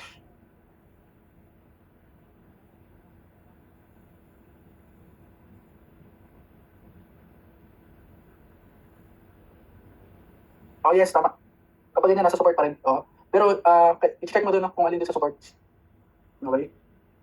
Kasi for example dito, magiging mahati yung, ano dito eh, yung shear. Mahati yung shear dito. Mahati. So, kailangan careful kapag ganun. So, ano yung tanong? Saan po galing yung 3 na pinag-multiply sa 980? So, nasa figure ito, yun yung height eh, no? Yun yung height ng ating dam, di ba? So, sa fluid mech, ganun, di ba? Para makuha yung force, yung pressure sa bottom, multiply lang sa height, di ba? 9.81 times 3. Okay, tama, given. Okay, so sige. Tapos, balik tayo dito. So, labelan natin ito ng Y. So, Y, then this is X. Kunyari, this is X. RA, kakasab lang kanina, 58.86 kilonewtons. Okay, so, ang kahanapin natin is zero shear. So, para mahanap yun, summation forces vertical tayo. Pero before that, kung mapapansin nyo, dalawa yung unknowns natin. Meron tayong Y and meron tayong X. So, ang gagawin natin para mabawasan yung unknown, kailangan gumawa tayo ng relationship, di ba? So, saan tayo gagawa ng relationship? So, kung makikita nyo dito, pwede tayo mag-ratio and proportion, no? Itong big triangle, i-ratio natin dito sa smaller triangle, no? Okay? So, this is Y, di ba? This is Y. This is X, okay? So, anong gagawin lang natin? Height over base ulit. Height over base. Same sa kanina. So, height over base is equals to, ano yung height ng big triangle natin? Yung height is 117, di ba? 117.72. Yung base niya is itong 3. 3. So, dito, pwede na tayo makabuo ng equation ng Y in terms of X, di ba? So, transpose lang natin yung X sa right side. Transpose natin siya. So, mangyayari, Y is equals to 117.72 over 3X. Okay, simplify natin yan. Ano yung 117.72 over 3? So, that is 39.24. So, 39.24X. So, ito na yung Y natin, no? So, ngayon, simplify na natin sa isang unknown na lang yung ating equation. Itong figure, no? So, 39.24x. So, this time, pwede na tayo pwede na tayo summation forces vertical. Okay, so summation forces vertical tayo. Equals to 0. So, 58.86 minus itong area ng triangle. So, 1/2. Ano yung height niya? Height niya is 39.24x. Tapos, yung kanyang base is x. Okay? Equate natin sa 0 kasi nga 0 shear yung hinahanap natin. Point of 0 shear. So, ano yung x natin dito? Ano yung lalabas na x? Excuse me? Ano yung lalabas na x? So, 58.86 minus 1/2. 39.24x times x. So, x is 1.732. Tama ba? 1.732. Tama, no? 1.732 meters. Okay? Excuse me. So, ngayon, meron na tayo niyan. Pwede na natin kunin yung maximum moment gamit yan. So, same dito. Okay, same dyan. Ipa-plug in lang natin. So, copy po. Sorry. So, by the way, lagay lang natin. So, 1, 0. Sige, lagyan na natin yung x. Yung x na nasolve natin is 1.732. Ngayon, yung 39.24 times x, ano yun? So, 67.965. So, 67.97 na lang. So, 67.97. Okay? So, ngayon, pwede na tayo mag-moment dito. Mag-moment tayo sa point na to. Kasi dyan yung zero shear. Therefore, dyan yung maximum moment. Moment tayo dyan. So, clockwise positive na lang. So, moment. So, 58.86. Ano yung moment arm niya papunta dito? Moment arm papunta dyan is 1.732. Minus, yung triangular load is ano no? Counterclockwise. So, counterclockwise yan. So, minus 1/2. 67.97. Then, yung kanyang base is 1.732. Then, ano yung kanyang moment arm? Same lang sa kanina. Resultant force nito is 1/3. Diba? 1/3 ng height. Ng length. 1/3 ng length or 1/3 ng base. So, 1/3 times yung base niya is 1.732. So, ano yung magiging maximum moment natin?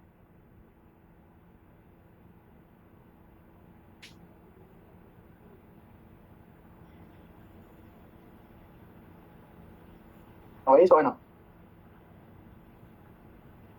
67.962, no? Tama. Okay, 67.962 or ang pinakamalapit sa choices is 67.97, no? So siguro sa rounding off na lang ito nagkatalo. So 67.962 0.97 kilonewton meter. Okay, so that is letter B, no? That is letter B. Okay? So, goods naman, no? Letter B. So, may question ba dito sa ating situation number 30?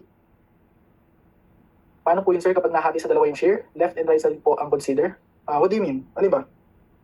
Paano po pag nahati sa dalawa yung share? Left and right side po ang consider. Saan ano yan? Saan question ba? Nakadirect. Katulad sa sample nyo kanina na may overhang. Okay. Ito. Kunwari. So, ganito yung share. Ganito yung share diagram ba? Ganyan. Tapos ganyan. Tapos ganyan. Tapos ganyan. Depende sa tanong. Ano ba? Kunyari ang tanong is ano? Maximum negative share. Ito yung sagot, no? Ito yung sagot. Diba? Tapos kunyari maximum positive share, pipili ka dito sa dalawa. No? Tapos kunyari ang tanong, maximum absolute share. O, alin dito sa tatlo yung maximum, no? Ganun yun, no? Gets ba yun? So sabihin natin this is V is equals to 5. So V is equals to negative 6. So V is equals to 4. No? So maximum negative share ito. Okay, maximum negative share, maximum positive share ito. Maximum absolute share ito. Okay, gets ba yun? Okay. So sige. May question pa ba dito sa situation number 30?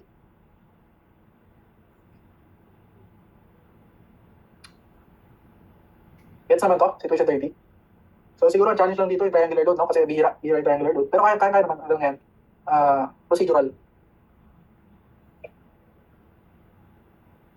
Gets naman, no? So sige, proceed tayo.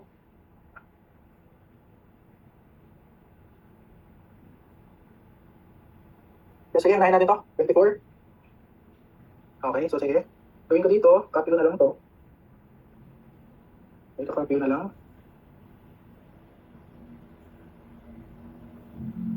Kopya.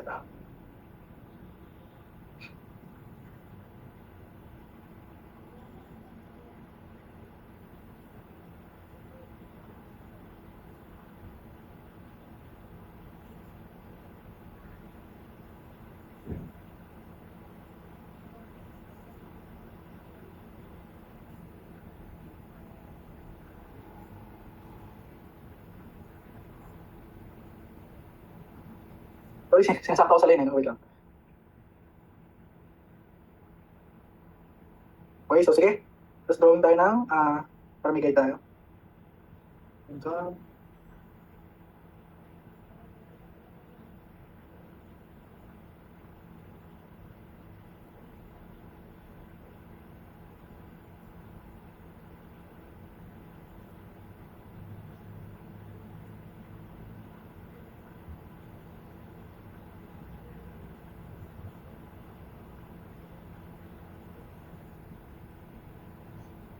Okay. So sige, drawing tayo ng beam.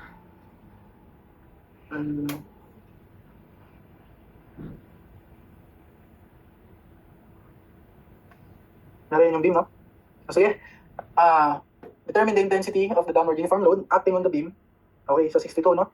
So, ang pinapagawa lang naman dito, drawing daw yung aside sa mga triangular po ba sa theory? No? Yung triangular na load. So, draw the load and bending moment. So, sige, simulan natin sa load diagram kasi yun yung tanong sa number 62. So, ito, alam mo, naturo na to, no? Kung paano yung hierarchy ng loading. So, kapag, sa shear diagram, meron tayo ditong triangular load, di ba? Ibig sabihin, saan nanggaling yan, di ba? So, may triangular load dito, saan galing yan? Di ba nanggaling yan sa uniform load, di ba? Pag triangular load sa shear, ibig sabihin, sa uniform load nanggaling siya sa load diagram, okay? So, ngayon, ito, nasa taas, ibig sabihin, ang ating uniform load ay pataas, no? So, this is upward. So, drawing tayo dito ng uniform load.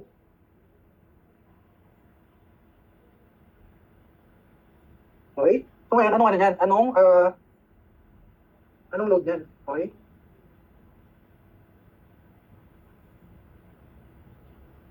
So, sige, solve natin. So, para malaman natin, di ba, ang pagkuha ng shear is area ng load diagram, di ba? So, dapat pag kinuha natin yung area nito, dapat mapalabas natin yung magnitude dito, di ba? Yung magnitude dito is 900, di ba? Kasi ito, straight line yan. So, this means 900 to. Di ba? Ibig sabihin, kailangan pag kinuha natin yung area nito, dapat maging 900 to. Okay, so sige. So, ibig sabihin, 900.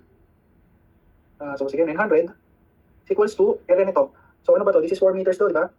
So, this is 4. Diba? This is 4 meters, diba? 4. So, 4 times yung nawawalang load, no? Yung nawawala. So, therefore, ano yung uniform load? Yung W1, ano yung W1 natin? So, 900 over 4 lang yan, diba? 900 over 4. So, 225. So, this is 225 pounds per foot. Okay? So, yun yung W1 natin. So, lagay natin. So, this is 225.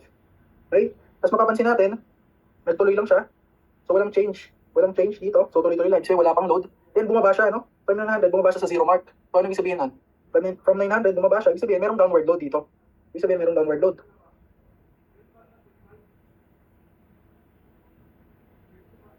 Okay, so ibig sabihin, merong downward load dito na same din sa magnitude nun. So from 900, naging 0. Ibig sabihin, 900 to. Di ba? From 900, naging 0. Ibig sabihin, 900 yan. Okay? So next, observe ulit natin yung shear diagram. So stagnant lang ulit siya dito. Walang ginalaw. So wala pang load dito sa part na to. Then bumaba ulit siya ng 900, di ba? So bumaba siya ng 900. Ibig sabihin, merong uniform, merong point load ulit dyan. Now from 0, naging negative 900. So meron ulit diyang 900, no? Okay, pero before natin ilagay yan, mapapansin natin, at the same time ng pagbaba niya, merong triangular load dito na na-develop. So ano ibig sabihin? Ibig sabihin dito, diba, in-explain ko kanina, kapag may triangular load sa shear diagram, saan nanggaling yun? So nanggaling yun sa uniform load, sa load diagram, okay? So lagay pala dito, din tayo dito ng uniform load, okay? So same sa kanina, meron pala siyang uniform load. Okay? So hindi natin alam yung value niya, so W2 muna ilagay natin. Then ito, alam natin yung value nito. Itong value nito, alam natin, may point load dito. Ito, sure tayo na 900 yan, di ba? Kasi from 0, naging negative 900. So, therefore, 900 yung binaba niya, di ba? So, itong W2, paano natin makuha yan, di ba? So, same sa kanina, yung magnitude ng triangular load, nanggaling siya sa area ng uniform load, di ba? Nanggaling siya sa area ng uniform load. Therefore, yung magnitude na itong triangular load, nanggaling siya dito sa area nito, okay? So, ang tanong, ano ba magnitude nito? 1380 ba? 900 ba? Hindi, di ba? Ang magnitude nito is, pagmaminusin natin to, di ba? Ito, pagmaminusin natin. Okay, yeah. So, pag na-minusin natin yung 1380 tsaka 900 para makuha natin itong magnitude ng triangular load na to, okay? So, sige. So, 1380 minus 900, yan yung magnitude ng triangular load, must be equal to 4 din to, di ba? This is also 4. Shit, ano, di ba, uniform load? Triangle lang, rectangle lang yan. So, 4, then W2. Okay? So, therefore, ano yung W2 natin? Nakasunod ba? Ano lang to, no? Pagkuha lang ng load diagram to, no? So, 1380 minus 900, tapos divide natin sa 4. So, 120. Okay, 120. Tama.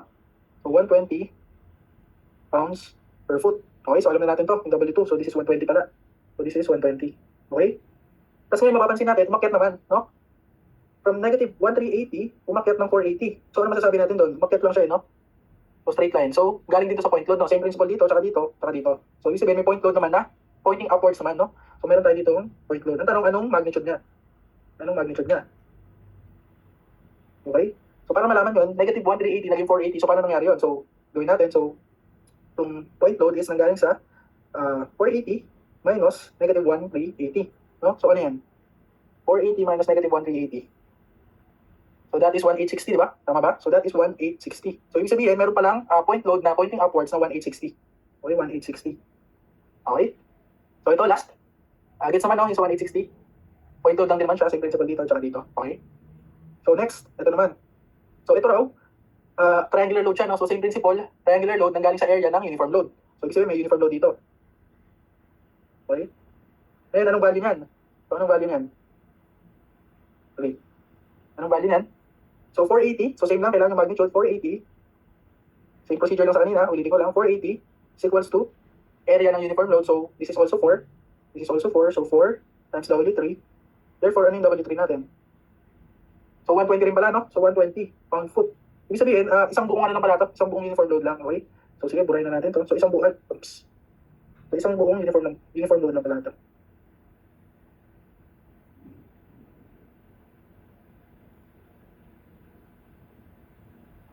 Okay?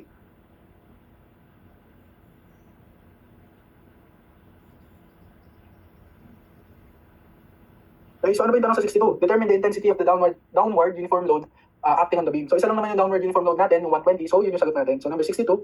So ito, pagin natin dito to.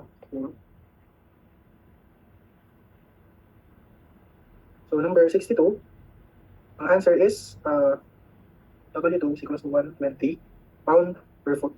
Okay, so that is letter B. That is letter B, no? Gets naman, no? Okay. So ngayon, number 63, ang tanong, determine the location of the point of inflection from the right end. Okay? Point of inflection from the right end. Ano ba yung point of inflection? Diba ang point of inflection, yun yung point of zero moment. Trap yung 225, sir, no? Oo, trap, no? Kasi hindi siya downward, upward siya, no? So mabuti na naglalagay pala si sir ng trap dito, no, sa mga choices. No? Kasi, alam pag nakita mo ito, makisagot mo agad. Pero this is a upward uniform load. So ang tamang answer is itong 120. Si downward uniform load yung tanong. Okay? So sige, 63, point of inflection, di ba yun is point of zero moment. So kailangan pala natin hanapin yung point of zero moment from the right end. So actually, dalawa yung pwedeng method dito. Pwedeng magdiretso cut, isolate na kayo. Pero kapag ganun, wala kayong idea kung saan kayo magka-cut. Diba? Hindi nyo alam kung dito ba, dito, or dito. So, ang advice doon, pwedeng, kung kunyari, pag mabagal pa kayo mag-cut isolate, gusto nyo isang cut isolate lang para rekta na, maganda, mag-develop muna ng moment diagram. Para dun nyo kasi makikita kung saan magpapas ng zero yung ating moment. Okay? So, sige, gawa tayo ng moment diagram. Ito, optional lang naman to kasi kung mabilis naman kayo mag-cut isolate, pwedeng mag-trial and error na lang kayo. So, cut kayo dito, cut kayo dito, cut kayo dito. Okay? So, sige, gawa natin ito ng moment diagram. So, alam niyo ba itong magic circle? Ito? Hindi ko alam kung naturo ng sir ito. Ang tawag sa amin dito sa college, magic circle eh. Yung para malaman yung concavity ng concavity ng ating moment diagram. So, DI. So, ito is positive, negative, positive, negative. Okay? Ano lang yan, pang-help lang yan sa, para malaman yung concavity ng ating moment diagram. Okay? So, sige. Solve tayo ng moment. So, basic lang naman to, no? Alam niyo na to. So, para mas makuha yung moment diagram, kukunin lang natin yung area ng shear diagram, no? So, first, kunin natin yung area nito. Area na to. So, sige, solve natin. So, M1 is equals to 1/2. Ano yung magnitude dyan? So, 900, di ba? So, 900 times yung base niya, which is 4. 1/2 kasi triangle, di ba? Ano yung M1 natin? So, 1/2 times 900 times 4. So, that is 1,800. Okay? So, yung ating moment 1 is 1,800. So, paano yung concavity nun? So, makikita nyo, this is positive kasi nasa taas siya. So, this is positive, then increasing, no? Pataas yung magnitude niya from 0 to 900, okay? So, hanapin nyo dito, saan ba yung positive increasing? So, ito, di ba? This is positive, then this is increasing. I is for increasing, D is for decreasing, no? So, ibig sabihin yung concavity niya is pag ganito, okay? Ibig sabihin, pag ganito yung concavity niya. So, sige. So, 1/8. Now, this is 1/8. Okay? So, this is 1/8. Then next, M2 tayo. M2 equals to, ito, rectangular load. Rectangular lang siya. So, 1/8 plus kasi nasa positive side pa siya. So, plus 900 times 2. Okay? So, 1,800 plus 900 plus 2. So, that is 3,600, no? 1/8 plus 1/8. So, this is 3,600. Then, kapag ganyan na, pag galing sa uniform load, diba, triangular load yung kakalabasan yan. So, magiging ano siya? 3,600. Okay, so magiging 3,600 dito. Okay? Then next, so bababa na siya, no? So dito, stagnant, walang galaw yung ating shear diagram. So, pag-reflect that sa moment diagram natin, so straight lang din. Okay? Then next, ito na. So trapezoidal load naman to. Trapezoidal load na negative na, okay? So minus na tayo dito. So M3 equals to 3,600 minus area ng trapezoid, di ba? So 1/2 base 1 at base 2, so 900 plus 1,380. Then yung kanyang perpendicular length, which is 4. So this is 4. Okay? So 3,600